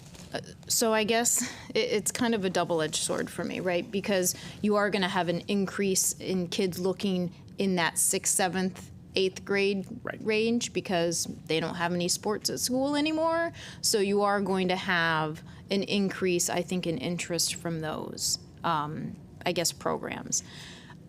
I think if it was a schedule and not enough room issue, you'd have me at a yes. But if it's a staffing level, not enough money to pay those, like to use that staff to run it, but yet we're charging 25% more, I have a hard time with that, right? And what I think I hear you saying is it's always been the policy, we really just didn't enforce it, and now we're going to enforce it. I kind of have an issue with that too. So I understand you and your staff work very hard, but I also understand that we have programs that have interest from residents and non-residents that I think that we should continue. So this is tough because I'm not necessarily against the residency requirement changes, but I'm against us starting to enforce something that we haven't enforced, right? But again, when do you start to do it? We should have done it a couple years ago, but it makes perfect sense why we didn't. Do we do it now? It's really difficult. The surcharge and even the program fees that we charge for everything that we do, that goes to pay for the staffing that is in the gym that night, the Yes. part-timers. Yes. The part-timers are not the ones that are doing the scheduling, running the standings and that kind of thing. True, and I get that. And a lot of those are like the high school kids, and they go in there and they keep score and break down things. I would venture a guess, and this is a guess, so maybe I'm going to take some heat for it, that you might find somebody in a league who's willing to do the schedule amongst the teams themselves. That's just a suggestion that maybe there's a partnership, that kind of administrative, it's a lot of legwork, believe me, trying to figure out a schedule for teams. I would imagine there might be someone who would be willing to do that. Food for thought. Councilman Ludwig. Welcome, good to see you. You And too. again, I think full disclosure, I need to be, again, we kept your budget pretty tight. So look, we made those tough decisions, so it's not on you. We make those tough budget decisions. There's some reality when you have to figure out what you're doing. And I agree, is there a compromise? Because my understanding, we don't pay for referees. We do have someone there doing the scoring, setup, sorry. Sure. Right, can we find a compromise with the, and if you feel, there's a surcharge for folks who are outside Enfield, so we are charging them, right? So I mean, and I understand your staff, I completely understand, but is there a compromise? And knowing that we did, take a pretty big cut to your budget. I mean, I think in fairness to you and your staff, that was our decision as a council. And when we get the rosters submitted, maybe in the managers' meetings, we can take a look at that and see if there is some And I'll just kind of say middle this, ground. Jason, I've met a number of the different people, and they all seem very genuine and nice people, and they love volleyball, and for me, if we can figure out where people are actually coming to town to play sports and then maybe spend a little money, that's not a bad thing as an economy. And oh, by the way, hey, Enfield. And I completely understand what you guys are doing, so I don't hold you in fault. Again, like I said, we cut your budget. I think people need to understand that. So, I mean, fairness to you folks. But if there's a compromise, I would really encourage, I can't support this yet just because I need to understand the resolution with the volleyball. Sure. And the only issue, I don't want to put you on a spot. We have other leagues and other things in town where we do have a lot of out-of-town folks, and I'm not going to mention any sport. Would we do the same thing for those sports? And if we're not doing it now, you see where this gets a little... Sure. Yeah. And as far as what we do in recreation, this one is the outlier. Yeah. If you look at Dolphins, there are some out-of-town residents that participate, but the numbers do fall within the guidelines. So, if that's the direction we're going to go, we may need to completely look at the residency policy, because Right, even the and one that we have fair. right now... Fair. Why have a policy if we're not following it? Yeah, it's fair. Correct. It's a fair... No. All set, Mike? Yeah, I just think if we can compromise and relook at the did it go to leisure? Did this go to the leisure committee just to review? I think the original iteration of this is, I have no idea how. I think this one was 2019, and I don't think it was substantially different from whatever came before that. Got it. All right, thank you. Councilman Santinella. So, hi, Jason. Hello. So, I understand there's a 25% surcharge. That on what? $10, $50? What? Can you just give me some sense of? Specifically for volleyball, I couldn't tell you off the top of my head, but $400. okay, was it four? $400. And that's per team. That's for an Enfield resident team. Okay. So it's for the team. Yeah. And And for a if it's a non-resident. gingerbread baking decorating program, it'd be 25% on whatever the registration fee is for an Enfield resident. So it's 25 across the board regardless of the program. Got it. So just hear me out. So I think it's one thing to add one person to a gingerbread class, but I think there's more complexity when we're talking about sports. Is that Absolutely. a fair? So let's just kind of stay in the world of sports. Okay. Right.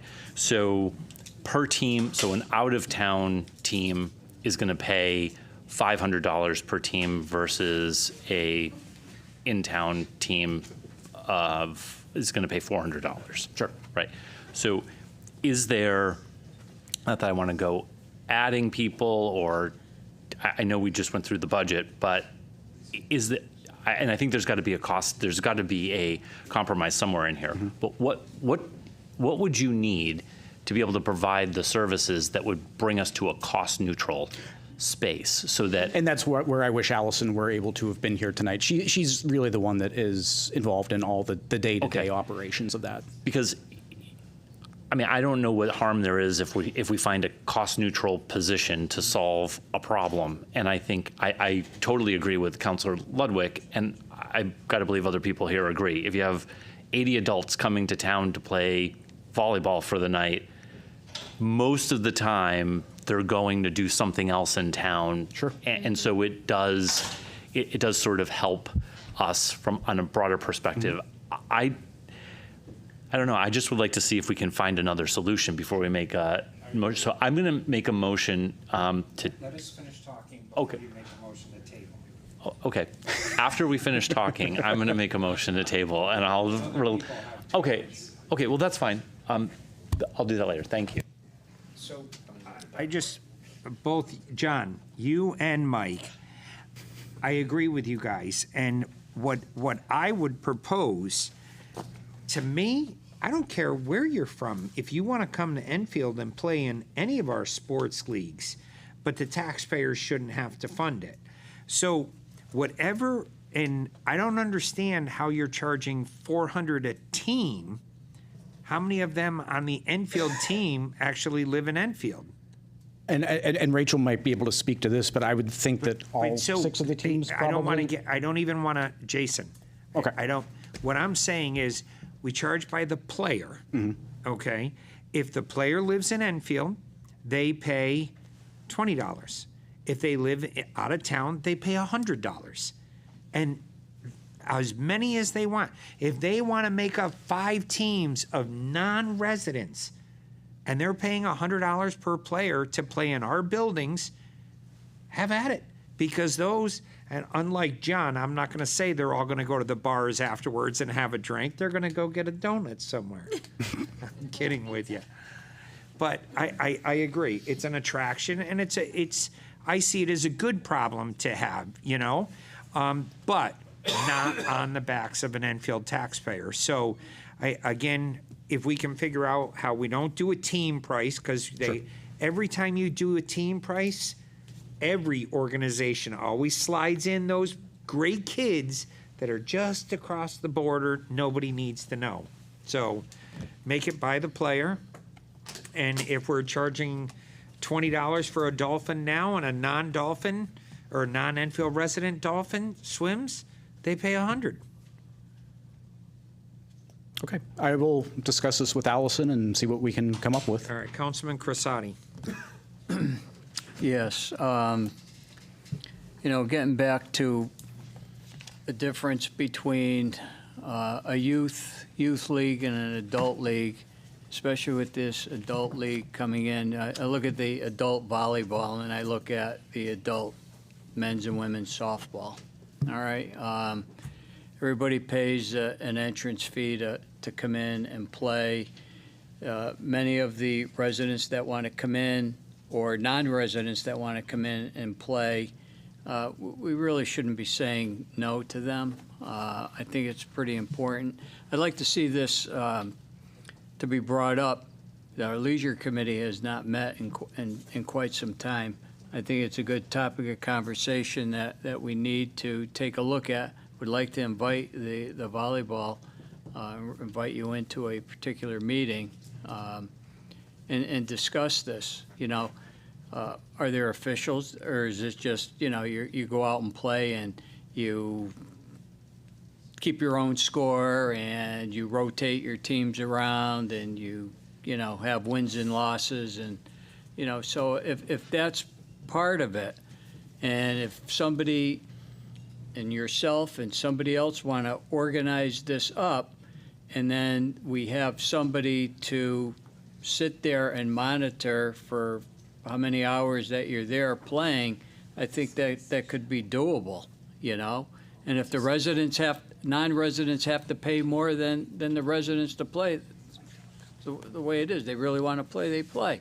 If you belong to a club and you want to get a guest pass, well, you got to pay that guest pass to play. Mm-hmm. And that's just the way it is. But to say no, resident, non-resident, no. They want to play. I have a tough time with this residence policy. But I think it should go to the Leisure Committee. We could set this meeting up quick and invite yourself in. So if we could do that, that would be great. Okay, I'm good with that, Bob, but my question is, how quick does this have to happen? Or is volleyball scheduling, or are they canceled? They're currently taking registrations right now. I think it closes Wednesday, at which point we'll have the managers meeting, and that's when we would take a look at all of this. And when Leisure hasn't met in how long? It's long overdue. Make an emergency meeting.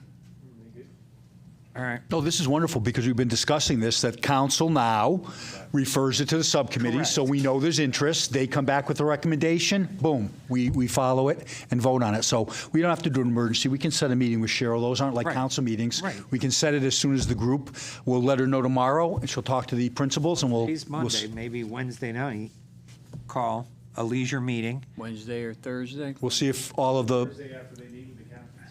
Are you meeting with I'm, it is, I think, Wednesday or Thursday? Wednesday night. Or maybe do it Thursday, you'll have something to report. Right. Do So, it this week. anyways. we just, Sheila just reminds us we need 24-hour notice, so as soon as we know, we'll make sure we have the notice time. Wednesday's the soonest. You'd like to do it Wednesday if we can? No, they can't. Oh, you can't? She can't come on Wednesday. Oh, Thursday. Thursday. So, all right. We'll check the schedule tomorrow, make sure availability, and send it out to folks. all right, now I'll entertain a motion to table, John. Motion to table. Oh, go ahead, Jeff, sorry. I didn't see you. I remove my motion. I'll try to be brief. I'm all for out-of-town residents coming in and playing. I think you should charge individually, though. Charge the residents one fee, charge a little bit more for the out-of-town residents. I think we also got to be careful. We got to be mindful, too, is we have different rules for the leagues that play outdoors. Right now, I know for the leagues that play outdoors, they need 90% residency in order to use the fields. And I know for the soccer organization, we have to submit to DPW, Director Nunes and Mark Garr, our rosters, and they check, you know, the rosters to make sure that we're at 90% before they can give us the fields. We turn away a lot of kids. Every season, we turn away a lot of out-of-town kids for that reason. So I just want to make sure that we all know that if we're changing the rules, we need to change it across the board and be consistent. And like I said, I'm all for more residents, and even for soccer, baseball, football, whatever it be, if we have to charge more for out-of-town residents, I'm fine with that. It's more revenue for the leagues, it's more revenue for the city, the town. People are going to do things in Enfield. They're going to do a game, and they're going to go out with their parents and players and friends, and I think it's all beneficial. But if we do change the rules, I just want to make sure we're mindful that we need to do it for the outdoor leagues as well. Right. But on that note, Jeff, Enfield Soccer is saying they don't have enough fields now. So if we change that residency policy and you get another 500 kids, what is Enfield Soccer going to do for fields? It's going to fall back on the taxpayers. So we got to be careful doing this. As good as we are, I don't think we're going to get 500. We're probably talking about 20, 30. So we go from 75 teams to maybe 78. So wishful thinking. I mean, we are good, and there is demand, but I don't think we're talking about 500. We're talking about a small number. But it's a great point and shows why it should go to the subcommittee. So all of these things, because remember, we all know it's a domino effect. We change one thing and then we come and we say, oh, what about the other? So this is good. We'll refer it and then we'll make sure that anybody interested, that all those questions should be addressed at that leisure committee meeting. All right. I'll entertain a motion to table. Motion to table. Don't take it back this time. I'm not. This is the second time. Is there a second? Second. All in favor to table? Opposed? Abstentions? Thank you. Thank you, Jake. Thank you.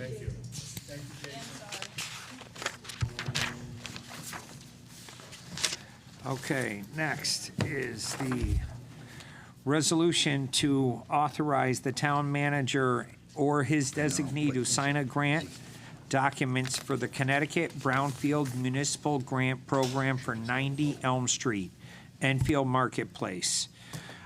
Be it resolved that the town council authorizes the town manager or his designee to sign appropriate documents for the submission of a Connecticut Brownfield Municipal Grant for the Enfield Marketplace, 90 Enfield Street. Date prepared 8/27/2024, prepared by Aaron Markovich, Director of Economic and Community Development.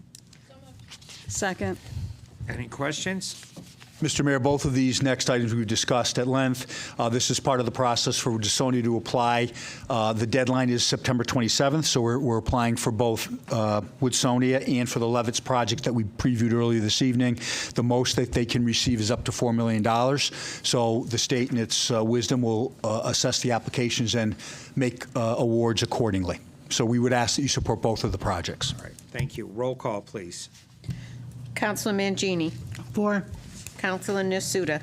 4. Mayor Nelson. 4. Deputy Mayor Pisner. 4. Councilor Russo. 4. Councilor Santinella. 4. Councilor Ungary. 4. Councilor Sakala. 4. Councilor Crisati. 4. Councilor Hendrickson. 4. And Councilor Ludwig. 4. 11 in favor, none against. Thank you. The next is a resolution to authorize the town manager or his designee to sign a grant documents for the Connecticut Brownfield Municipal Grant Program for 33 North River Street, Enfield Station. Be it resolved that the Enfield Town Council authorizes the town manager or his designee to sign appropriate documents for the submission of a Connecticut Brownfield Municipal Grant for the Enfield Station, 33 North River Street. Date prepared 8/27/2024. Prepared by Aaron Markovich, Director of Economic and Community Development. Mr. Mayor, and likewise, I would just like to direct the folks at home, because it's in a vacuum, they don't really know about this project. We did a special meeting at 6:30 tonight. It's live. If you'd like to see the entire project for the riverfront, it'll be recorded and up so that you'll know what this project is in regard to. And again, I ask for your support. Thank you. Roll call, please. Councilor Mangini. 4. Councilor Nasuda. 4. Mayor Nelson. 4. Deputy Mayor Pisner. 4. Councilor Russo. 4. Councilor Santinella. 4. Councilor Ungary. 4. Councilor Sakala. 4. Councilor Crisati. 4. Councilor Hendrickson. 4. And Councilor Ludwig. 4. 11 in favor, none against. Thank you. This is a resolution to establish an America 250 Coordinating Committee. Be it resolved that the Enfield Town Council authorizes the creation of America 250 Coordinating Committee and authorizes the town manager to make appointments consisting of 2 representatives from the town council, 1 representative from Economic Development Commission, the Board of Education, the Cultural Arts Commission, the Historic District Commission, the Historical Society, the Hazardville Institute, the 4th of July Committee, the North Central Chamber of Commerce, and 3 at-large members. This committee will be automatically disbanded on June 30th, 2027.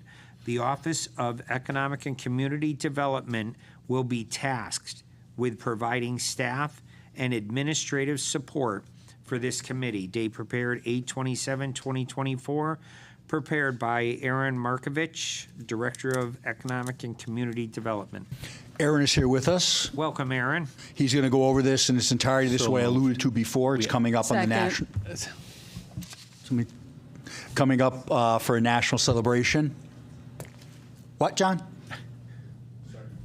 Chris, we didn't move on the motion or get a second. Oh, before you okay. started. But no, what I'm just going to say, well, go ahead, you can do that. But I'm going to say, when you look at this motion, and I wanted to do it before you read it, I don't particularly want to appoint all these people. I've never appointed this many people in my career as manager. I think Aaron did it for simplicity. So if you want to be the ones to appoint, fine. What I'd like to do is just to say this. I'm going to send it out to all these commissions and ask for volunteers. If we don't get them, it's not going to happen. So maybe just let people know. I know there's some interest on the council, but I wanted to bring that up front because I don't want it to be dead in the water. We'll send it out there unless normally the council makes these appointments together. So I wanted to bring that to your attention before you vote on it. I'm happy with it either way. Do you want to change anything before I speak? No, but Okay. I think somebody should explain what it is. Sure. Absolutely. So the semi-quincentennial, that's your new word for the evening. Semi-quincentennial is the 250th anniversary of the founding of the United States. It will be coming up on July 4th, 2026. State of Connecticut does have a commission that has been holding meetings, and they're encouraging municipalities across the state to establish these coordinating committees that will work with local groups to develop programs. Obviously, Enfield is in a unique position because we have such a great July 4th program already. And maybe this is simply a matter of hanging a little bit more accoutrement on it for that particular year. But it may also be things like making sure that such as some of these different groups are working together. The Culture and Arts is working with the Historical Society, which is working with the Hazardville, which some of them already are working together, but kind of moving together in the same direction for the 250th. As you'll see in the resolution, there's a great deal of information that's up there.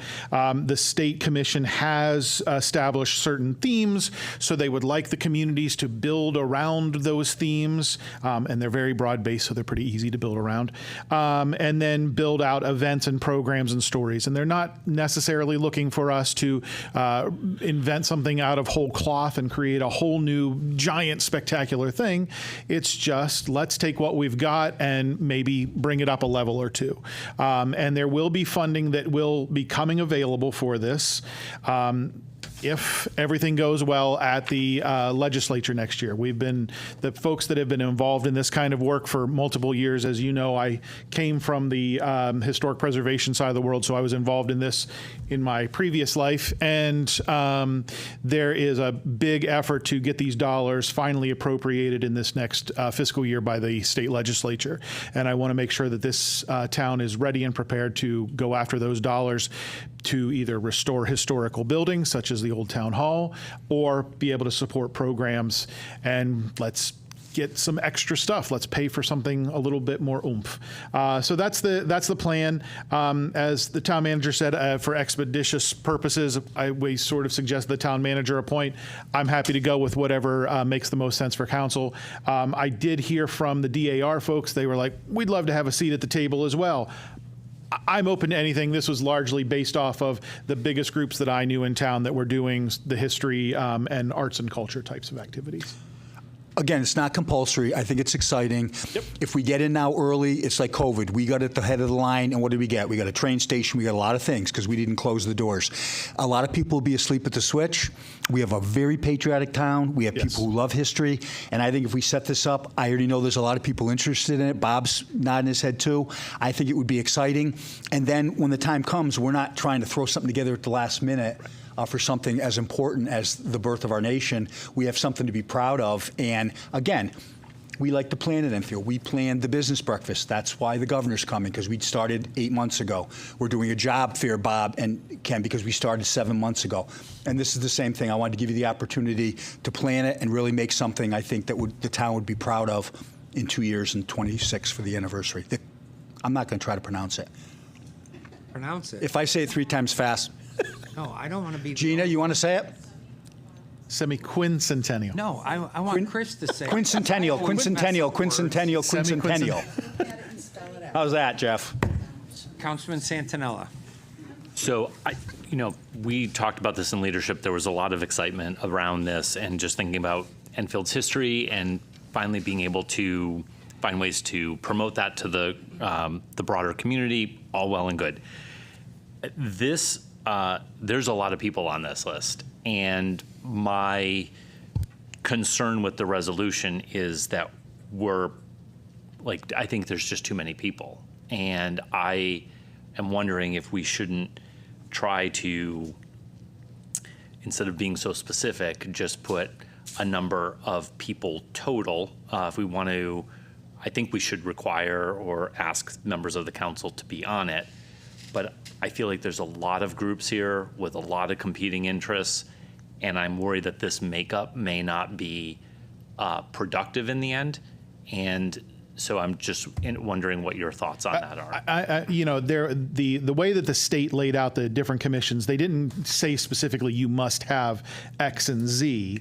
They made a recommendation on the types of groups that should be involved. Your local historic district commission, those sort of things. So that's where I built it from. But to say, that there's a commission of 7 and we'll just leave it at that, and then that group will be inviting in all those people, I think that's perfectly fine. However, the number makes sense to you. I'm willing to be flexible on it.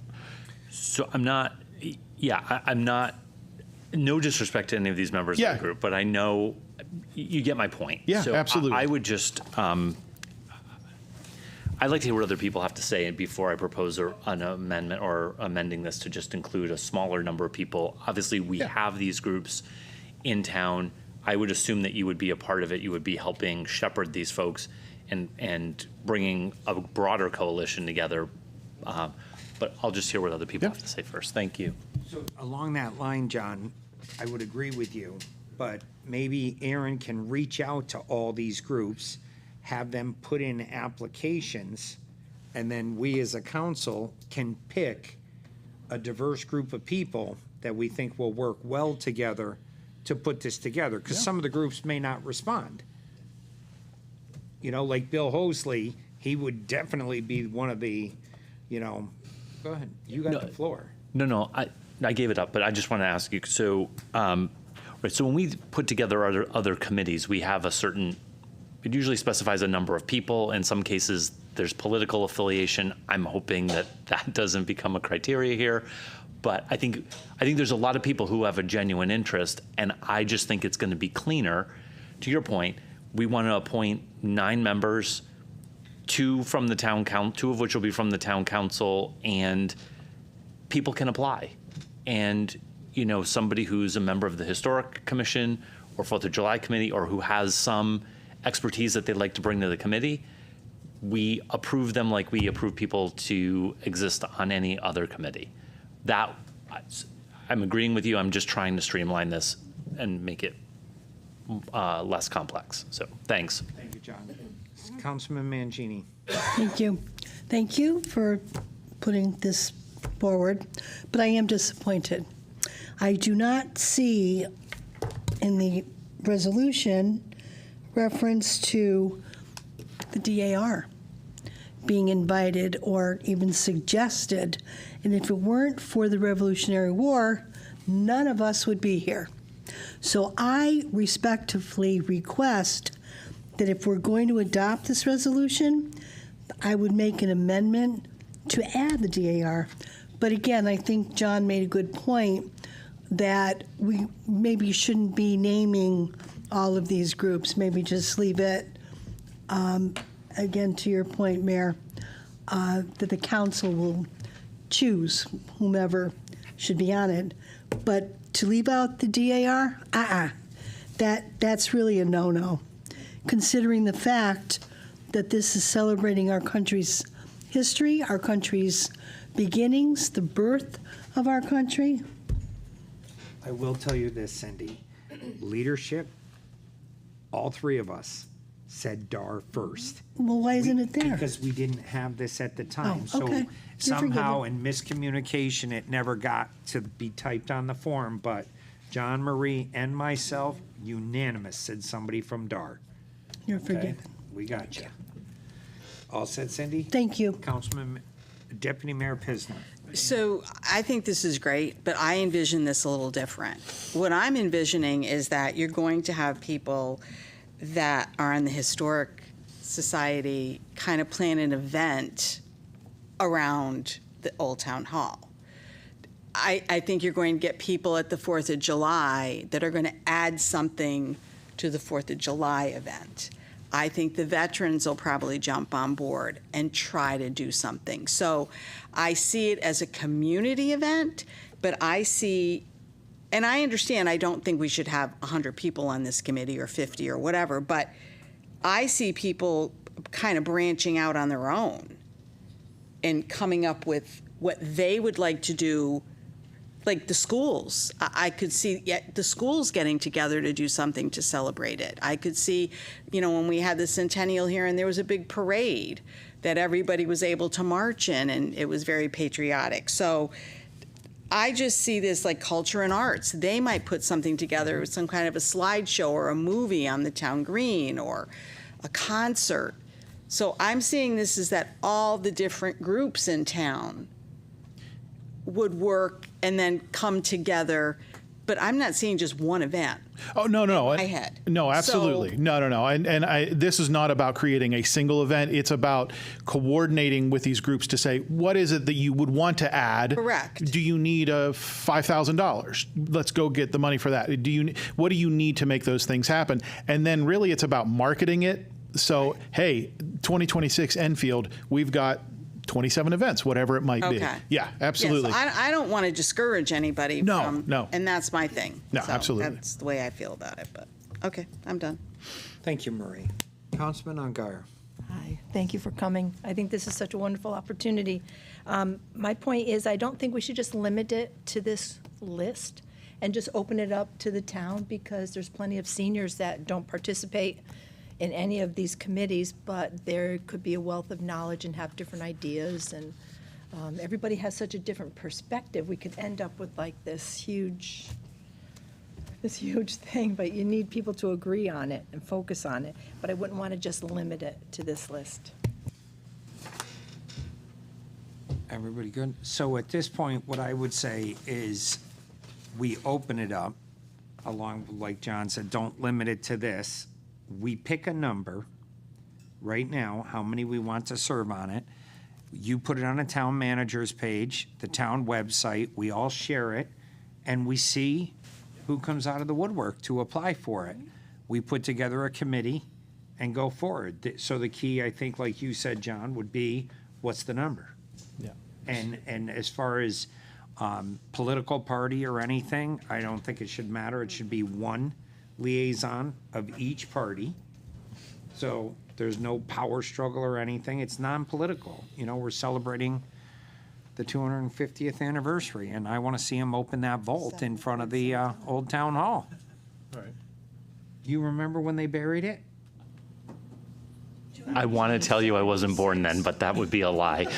I was there when they buried it, and I want to be here when they I open know. it. I don't remember. think I will. So, I'm sorry. Go ahead, Mike. This is great. I just think really, if your staff's going to manage this, what do you think is a manageable number? I mean, that's what I mean. Yeah. I'm fine with any number. To be honest with you, because I think you're right. It's almost like you're going to be the project manager.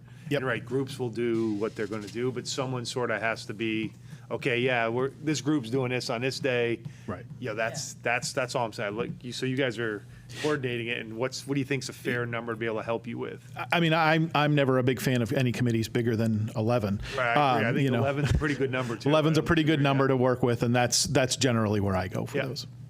Sorry, I agree with you, John. I just was asking them what they felt the fair number was. Yep.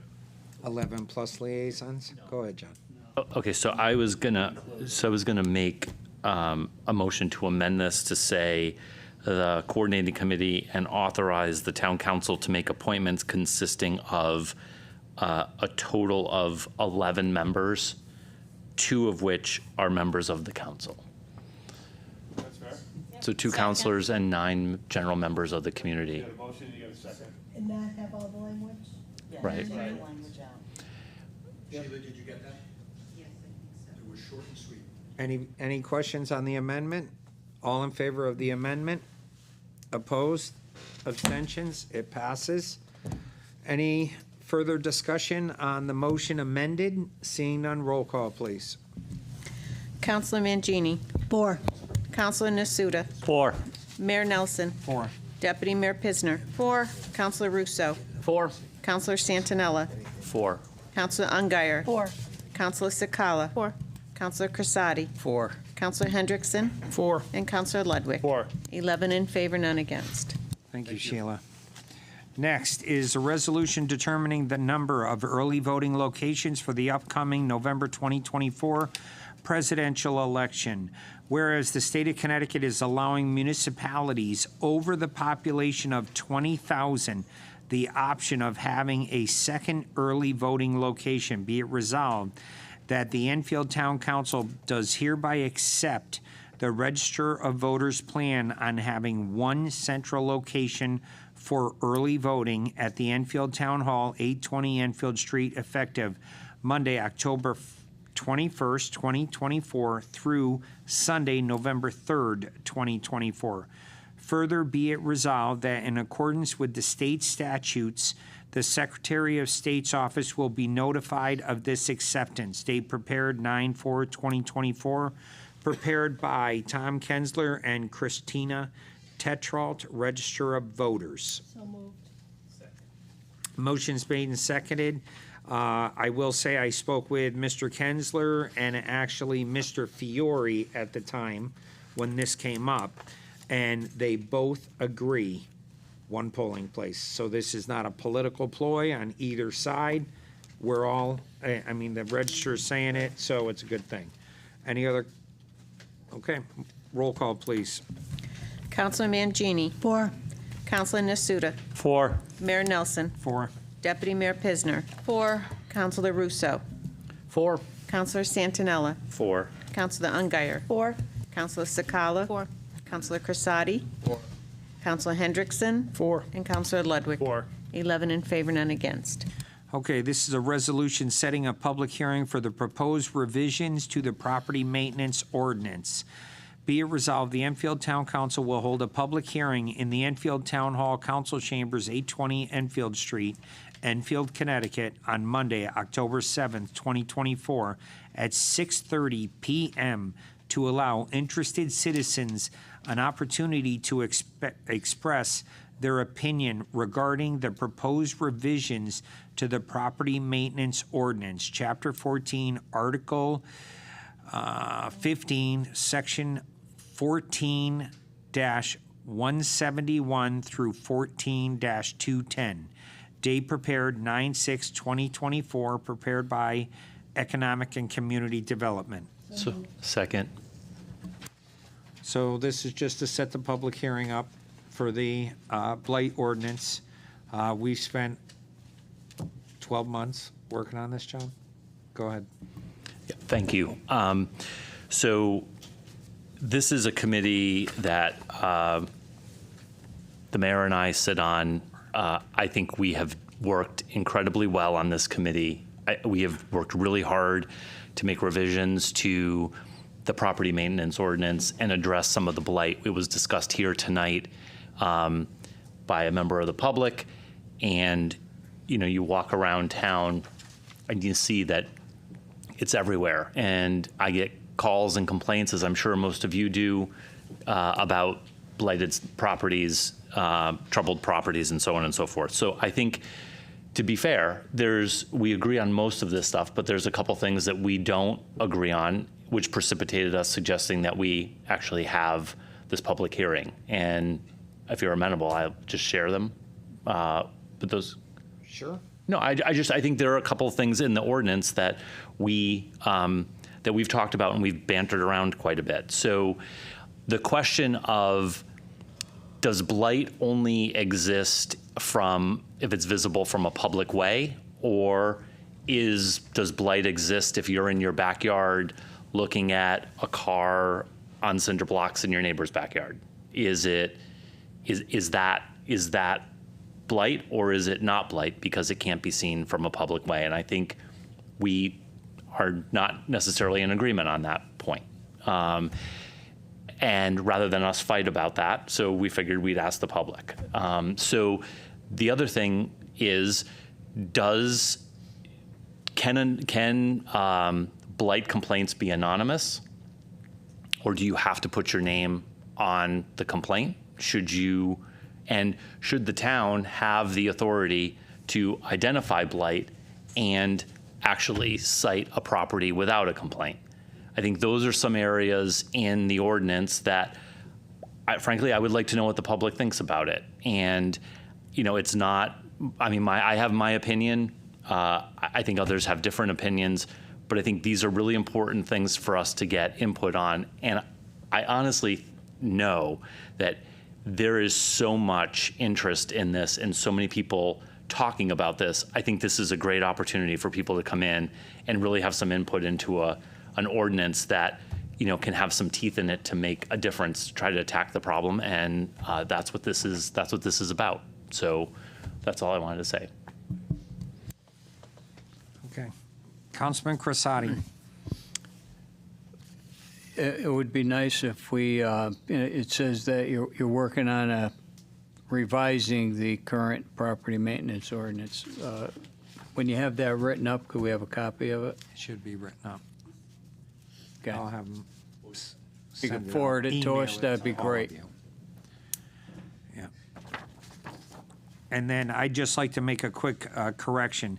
It's Chapter 14, Article 15. No, Article 4. I said it again. Article 4. Okay. Nobody said it. You have to get your Roman numerals correct. I IV is 4. This isn't Rome, okay? All right, so, yes, Councilman Santinella is correct. We do disagree on a few things, because this town has been involved in neighbor against neighbor for many, many, many years, and dealing with frivolous complaints just because, one neighbor doesn't like the other. And if you have to go upstairs and stand in the back corner of somebody's bedroom and tilt your head a certain way to look 4 houses down, but it can't be seen from the roadway, the town of Enfield shouldn't be involved. And I stand by that. If it's a public roadway, it's a public nuisance. So then the town should be involved. We've seen it too many times. As far as anonymous complaints, anybody can make an anonymous complaint. You could have a neighbor who's upset, and again, neighbor against neighbor, and again and again and again, keep making anonymous complaints.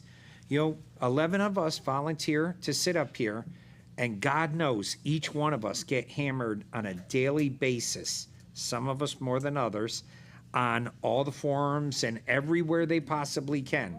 So if we're willing to do it, if you're that upset with something going on in your neighborhood, you shouldn't be afraid to put your name on it. So, and as far as the town being able to do it, counselors can do it.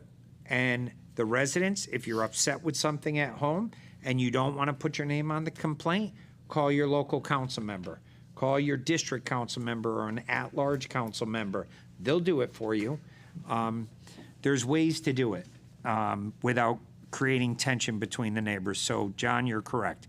We do disagree on certain things, but I did agree to the public hearing also. So let's see what the residents have to say. Okay, roll call, please. I'm sorry, Mr. Mayor, I'm not being disrespectful, but I was curious as to why the actual ordinance didn't go out. Normally, before we have these discussions and have a public hearing, they're posted and published so the public knows what we're talking about. And here, this is a vacuum, so I was asking Sheila why, and Christy, why we are not on the proper course here, because it's kind of the cart before the horse. So, Sheila, would you like to opine? I will be posting it in the newspaper and on our website, and it's a no less than 5, no greater than 15 days notice. So we have time before that October 7th to get it out there in the paper and published. You have to publish the whole ordinance? I have to publish. No, I have to publish the notice of the public hearing, but I put on our website the accompanying documents. So but people then know when what if to it gets comment on. approved, yes, I do have to put the entire thing in the newspaper if it gets approved. Yeah. Okay. Any other questions? Roll call, please. Councilor Mangini. 4. Councilor Nasuda. 4. Mayor Nelson. 4. Deputy Mayor Pisner. 4. Councilor Russo. 4. Councilor Santinella. 4. Councilor Ungary. 4. Councilor Sakala. 4. Councilor Crisati. 4. Councilor Hendrickson. 4. And Councilor Ludwig. 4. 11 in favor, none against. Next is a resolution to authorize the foreclosure of the property maintenance fines for 48 Prospect Street. Be it resolved, the Enfield Town Council does hereby authorize the foreclosure of 48 Prospect Street for the property maintenance fines associated with the property maintenance lien recorded May 14th, 2024, volume 2903, page 1196, date prepared 9/6/2024, prepared by the Office of Economic and Community Development. So moved. Second. Motion's made and seconded. Now, this particular property, I believe they are deceased, and nobody owns the house. There are people living in the house that have no rights to the house. It is a serious, dilapidated, troubled property in town, and if we don't do this, nothing's ever going to happen because there is no owner to the house. So this is what we have to do. We are not putting somebody out on the street that rightfully has a right to this house. Any other questions? Seeing none, roll call, please. Councilor Mangini. 4. Councilor Nasuda. 4. Mayor Nelson. 4. Deputy Mayor Pisner has left the room. Councilor Russo. 4. Councilor Santinella. 4. Councilor Ungary. 4.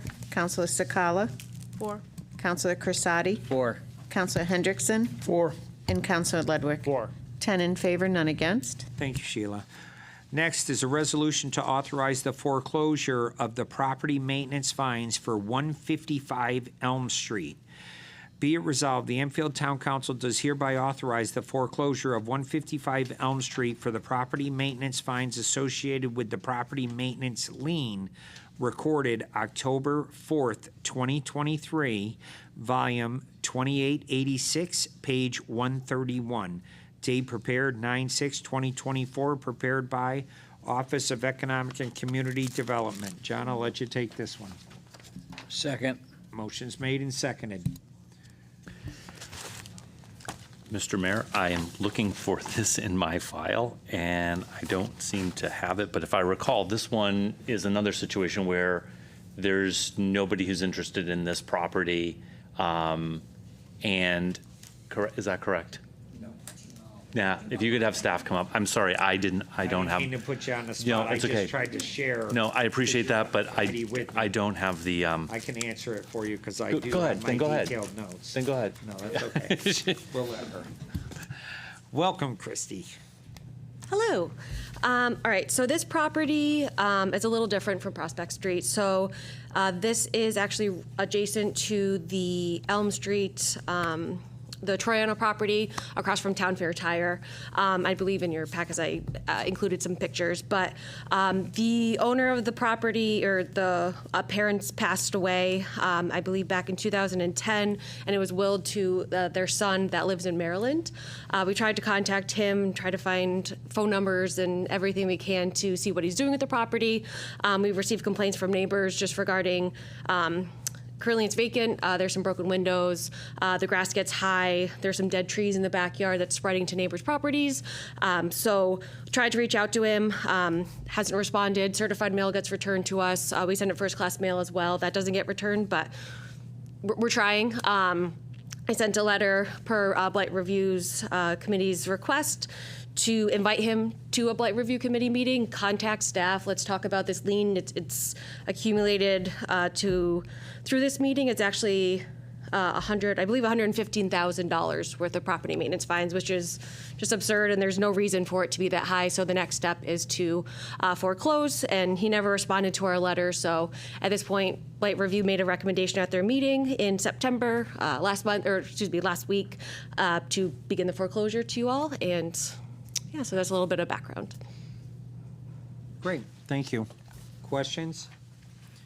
Just for the people watching, each one of us up here get your phone calls about high grass this and that, and we hear the town never does anything.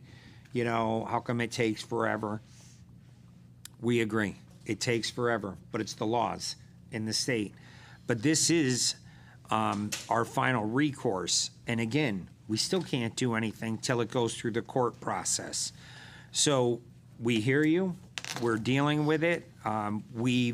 Before it gets to this point, blight review in the new regulations, Christie reaches out one last time, asks them to come in and sit with us. Tell us what's going on. You know, we're just not a big evil group of people. You know, what can we do to help you? What can we do to work with you?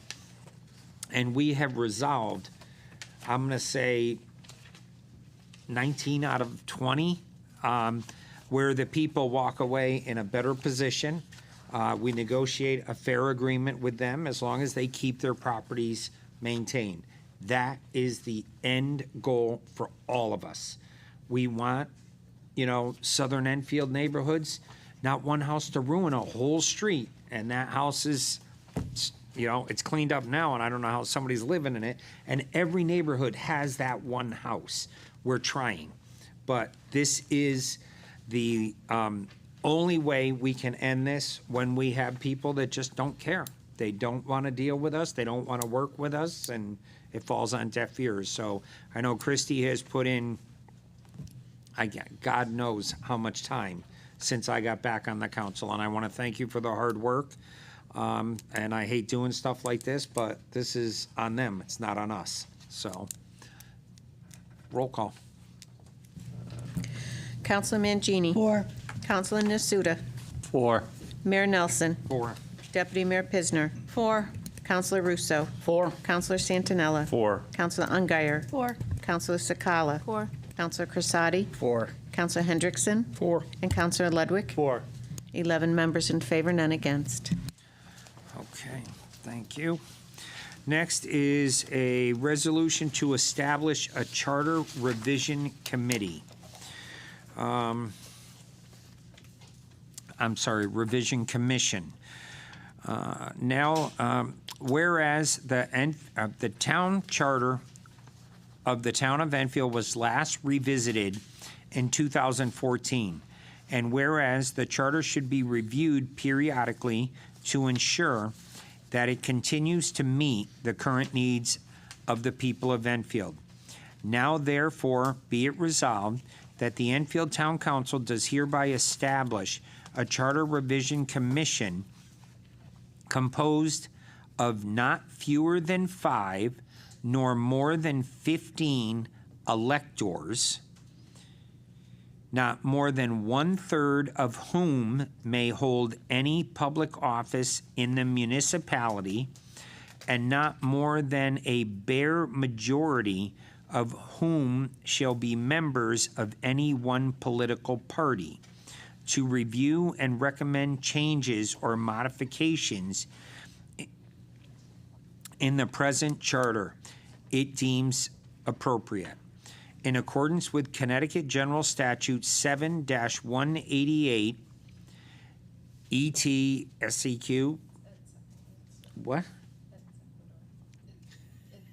Okay, I'll stick with what I said. Date prepared 9/12/2024, prepared by Town Manager's Office. So moved. Motion's made and seconded, and thank you, Councilman Sakala. It's getting late, for trying to correct that, but I'm not even going to attempt. So, questions? None? Okay, roll call. Councilor Mangini. 4. Councilor Nasuda. 4. Mayor Nelson. 4. Deputy Mayor Pisner. 4. Councilor Russo. 4. Councilor Santinella. 4. Councilor Ungary. 4. Councilor Sakala. 4. Councilor Crisati.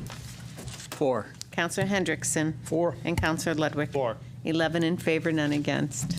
Okay, thank you. Moving on, items for discussion. The first one is potential solar farms on town-owned property. I brought this up because I found out that the town of Enfield is currently cutting between 8 and 10 acres of grass out in the Spruceland neighborhood. And we're paying Buildings and Grounds to go out there and mow it, and I think there's a better use for the property. I have contacted several farms, because I know the town of Enfield leases land to farms, and they would be interested in haying this property, which would save the town quite a bit of money, paying people to mow it.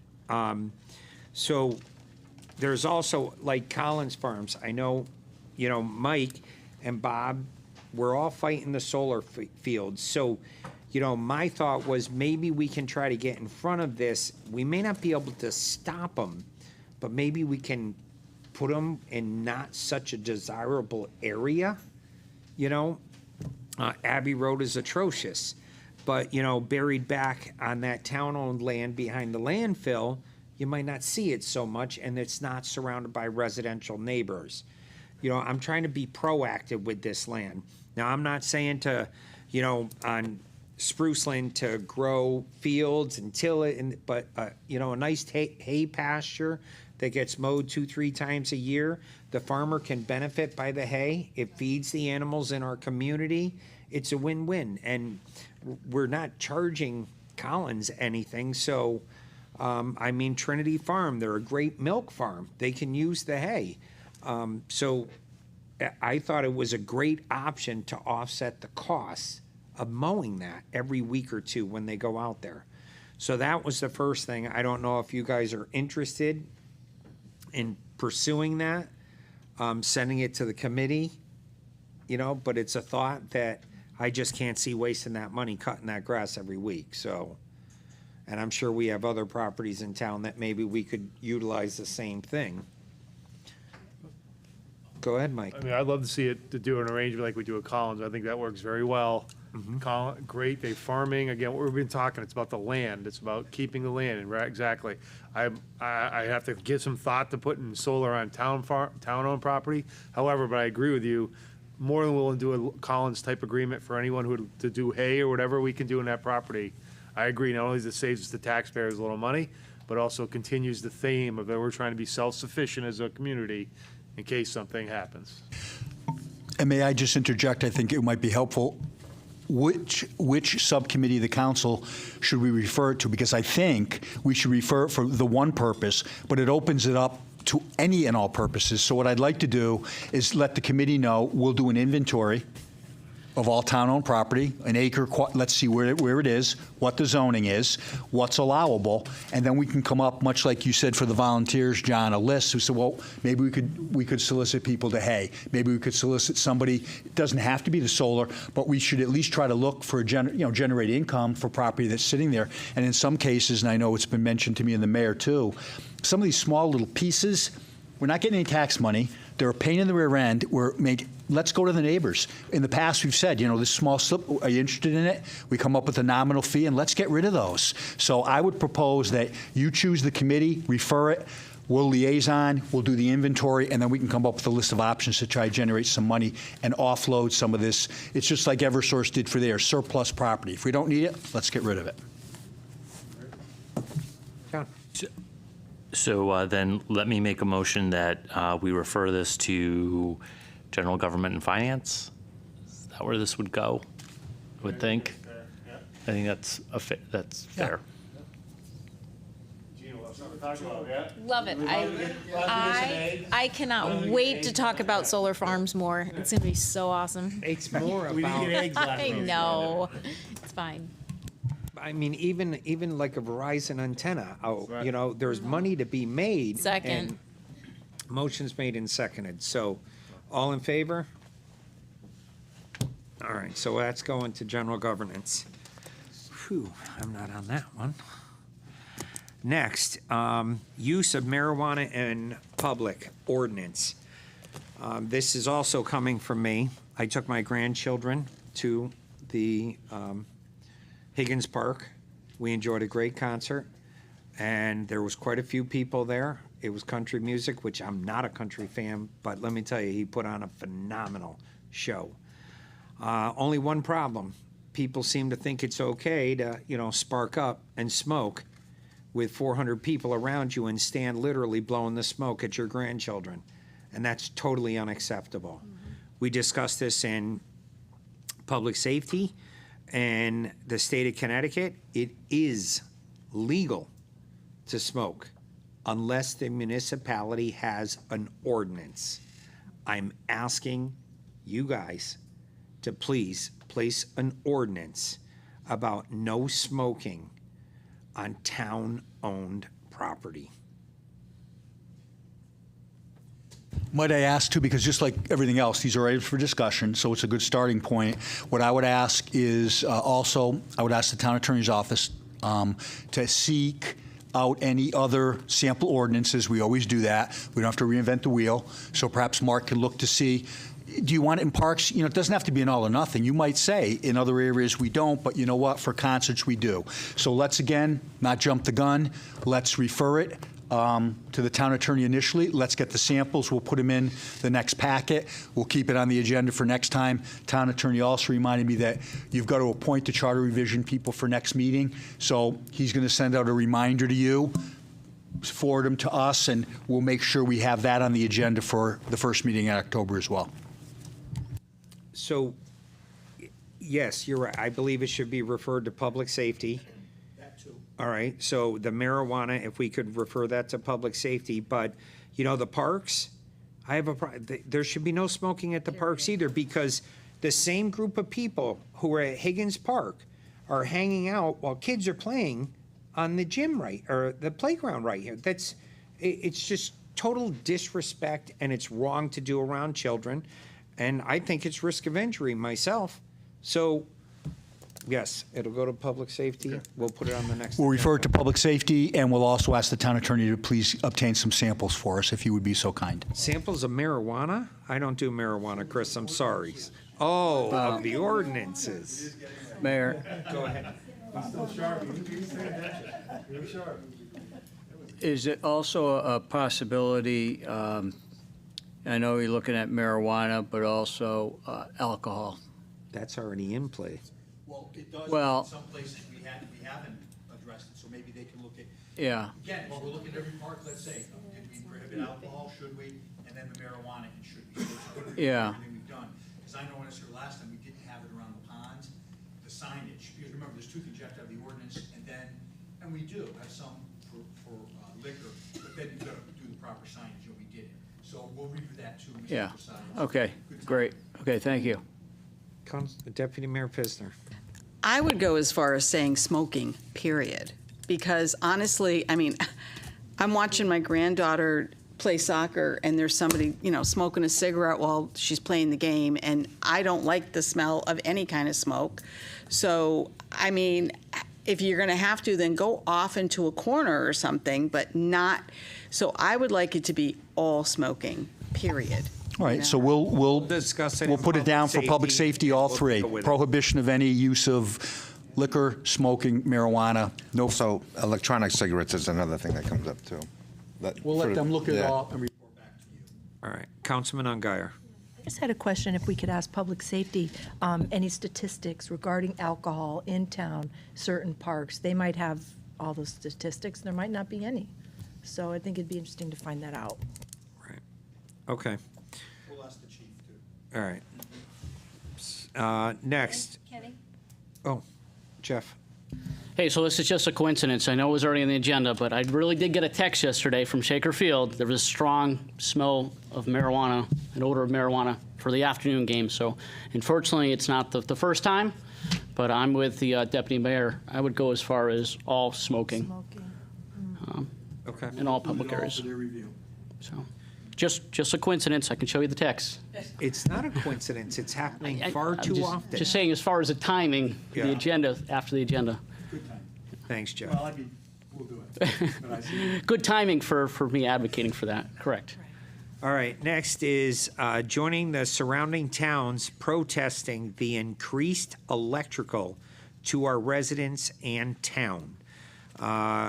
Deputy Mayor Pisner has been working with State Representative Hall to come up with our own letter I know Councilman Ludwig had some input on last night. They have drafted a letter that I believe each one of us was emailed last night. So we'd like to try to just get, I didn't get a letter. Yeah, we all got it. Cindy, how many times you call me and say you don't get it, and then you find it? Cindy, we'll talk later. Thank you. Thank you, Bob. So we'd like to get the letter out sooner than later. I don't know if you guys have read it, if you have any input on it. You ready to just give consensus that we send it as the town? I mean, I think the letter should be read into the record if we're gonna go that route. I don't think anybody here has really read it, have they? Oh, you did read it? Oh. Are you good with it? The only thing I would add is it says Mayor Ken Nelson. I think you should say Mayor Ken Nelson and the town council. It does say town council. Hold, I didn't write it, so, okay. I actually did read it. No, but it Well- does say town council on the I- bottom. On the bottom? Like it says Ken Nelson and then. You should just Oh, I say thought the it said- town council. Okay. I will double check that. Since you wrote, just maybe a quick for the public, the gist of it, so you. Absolutely. Yeah, if you I wanna- don't know if I have it on my phone though. I because just want, I don't. just one recommendation. I think we should also include the town manager on there, too. I'd be No, it should, But I don't know. I think that's, right? It does. You know? Do you have it? Because I can't open it up. Do you want to read it? I'm just thinking, you know, We can tell them in person next Thursday. there you go. Okay. I'm cool. Yeah, I'm just saying. I mean, bottom line is, we're List sending it on everybody, you behalf know? of the residents of Enfield, so, you know, not us, not me. Right. So it's Yeah, I'm- all of the We're the town, governing body. for better or right, worse. so, You want me to read it to you? All right, so, yes, yeah, I'll please. read it. So Marie sent it and it says, this is, give me your thoughts on the letter. Dear Governor and legislatures, electric rates in Connecticut are out of control. We, as the Enfield Town Council, representing a population of 44,000 residents and Eversource customers, urge you to reach out to your legislators and insist they come back for a special session to tackle the electric rate crisis that is decimating our families' budgets. We believe that there is genuine proposals out there that can help provide immediate financial relief to our residents. Based on recent decisions, we feel that PURA is no longer making decisions that are in the best interest of the ratepayers, and this practice must stop. In order to ensure customers are at the forefront of all PURA-related decisions, they need a representative that understands the enormous burden they have placed onto the backs of every single taxpayer in our state. We, as a council, support clean air and clean water initiatives for our residents. However, green initiatives being forced upon Connecticut residents and our community need to be equally balanced with the affordable piece of implementing such policies. Once again, we implore you to call the legislature back for a special session to address the crisis. This issue is far too important to put off any longer. Sincerely, Ken Nelson, Mayor, Town of Enfield, on behalf of the Enfield Town Council. So now that you maybe read it out loud, I do have a question and a comment. I actually wouldn't put in some of this stuff, and I would support taking some of it out. My suggestion is now we'll make sure Cindy has it. We can send you some edits, and then you kind of just, let's get it sent out. Yeah. And that's all I want. Yeah. You did send it, I think it was yesterday, so I did read it. So So if we reading it can- out loud makes me want to make more edits. if you can get those edits, redline it, do whatever you want, so we have them, because we really want to get this letter sent out sooner than later, because people are Can I- paying every month. I just want to ask a question, and again, thank you, Gina, for reading it. What I'm getting from that letter, a good part of it has to do with requesting a special session. And I get that, But that's not the crux of the issue. And I don't want to get into the weeds right here, but I think it is extremely important that we have a chance to look at the letter closely. Yeah, and then, make suggested changes, if you will. But what sticks out very prominently is having a special session. That's not what this electric thing is all about, but, we can debate until 2 o'clock in the morning. I don't want to do that. So I will get the letter and read it, and then pass along my thoughts as well. Thank you. Thank you, Cindy. I mean, although no special session means nothing happens, it just stays the way it is. So, any other questions? So, Marie, thank you very much. You and Representative Hall for the time you guys took to put that together. I mean, I'm sure there'll be a few tweaks here and there, but overall, I think it's something we can all live with and get it sent out.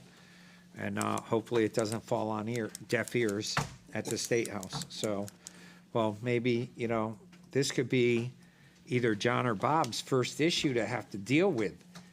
Can we blame them now for it, or we got to wait till one of them get elected first? All right, that's it. Any other business proper to come before said meeting? Blame us now. No. Get used to it, get used to it. Public communications, anybody out there wishing to speak to the town council?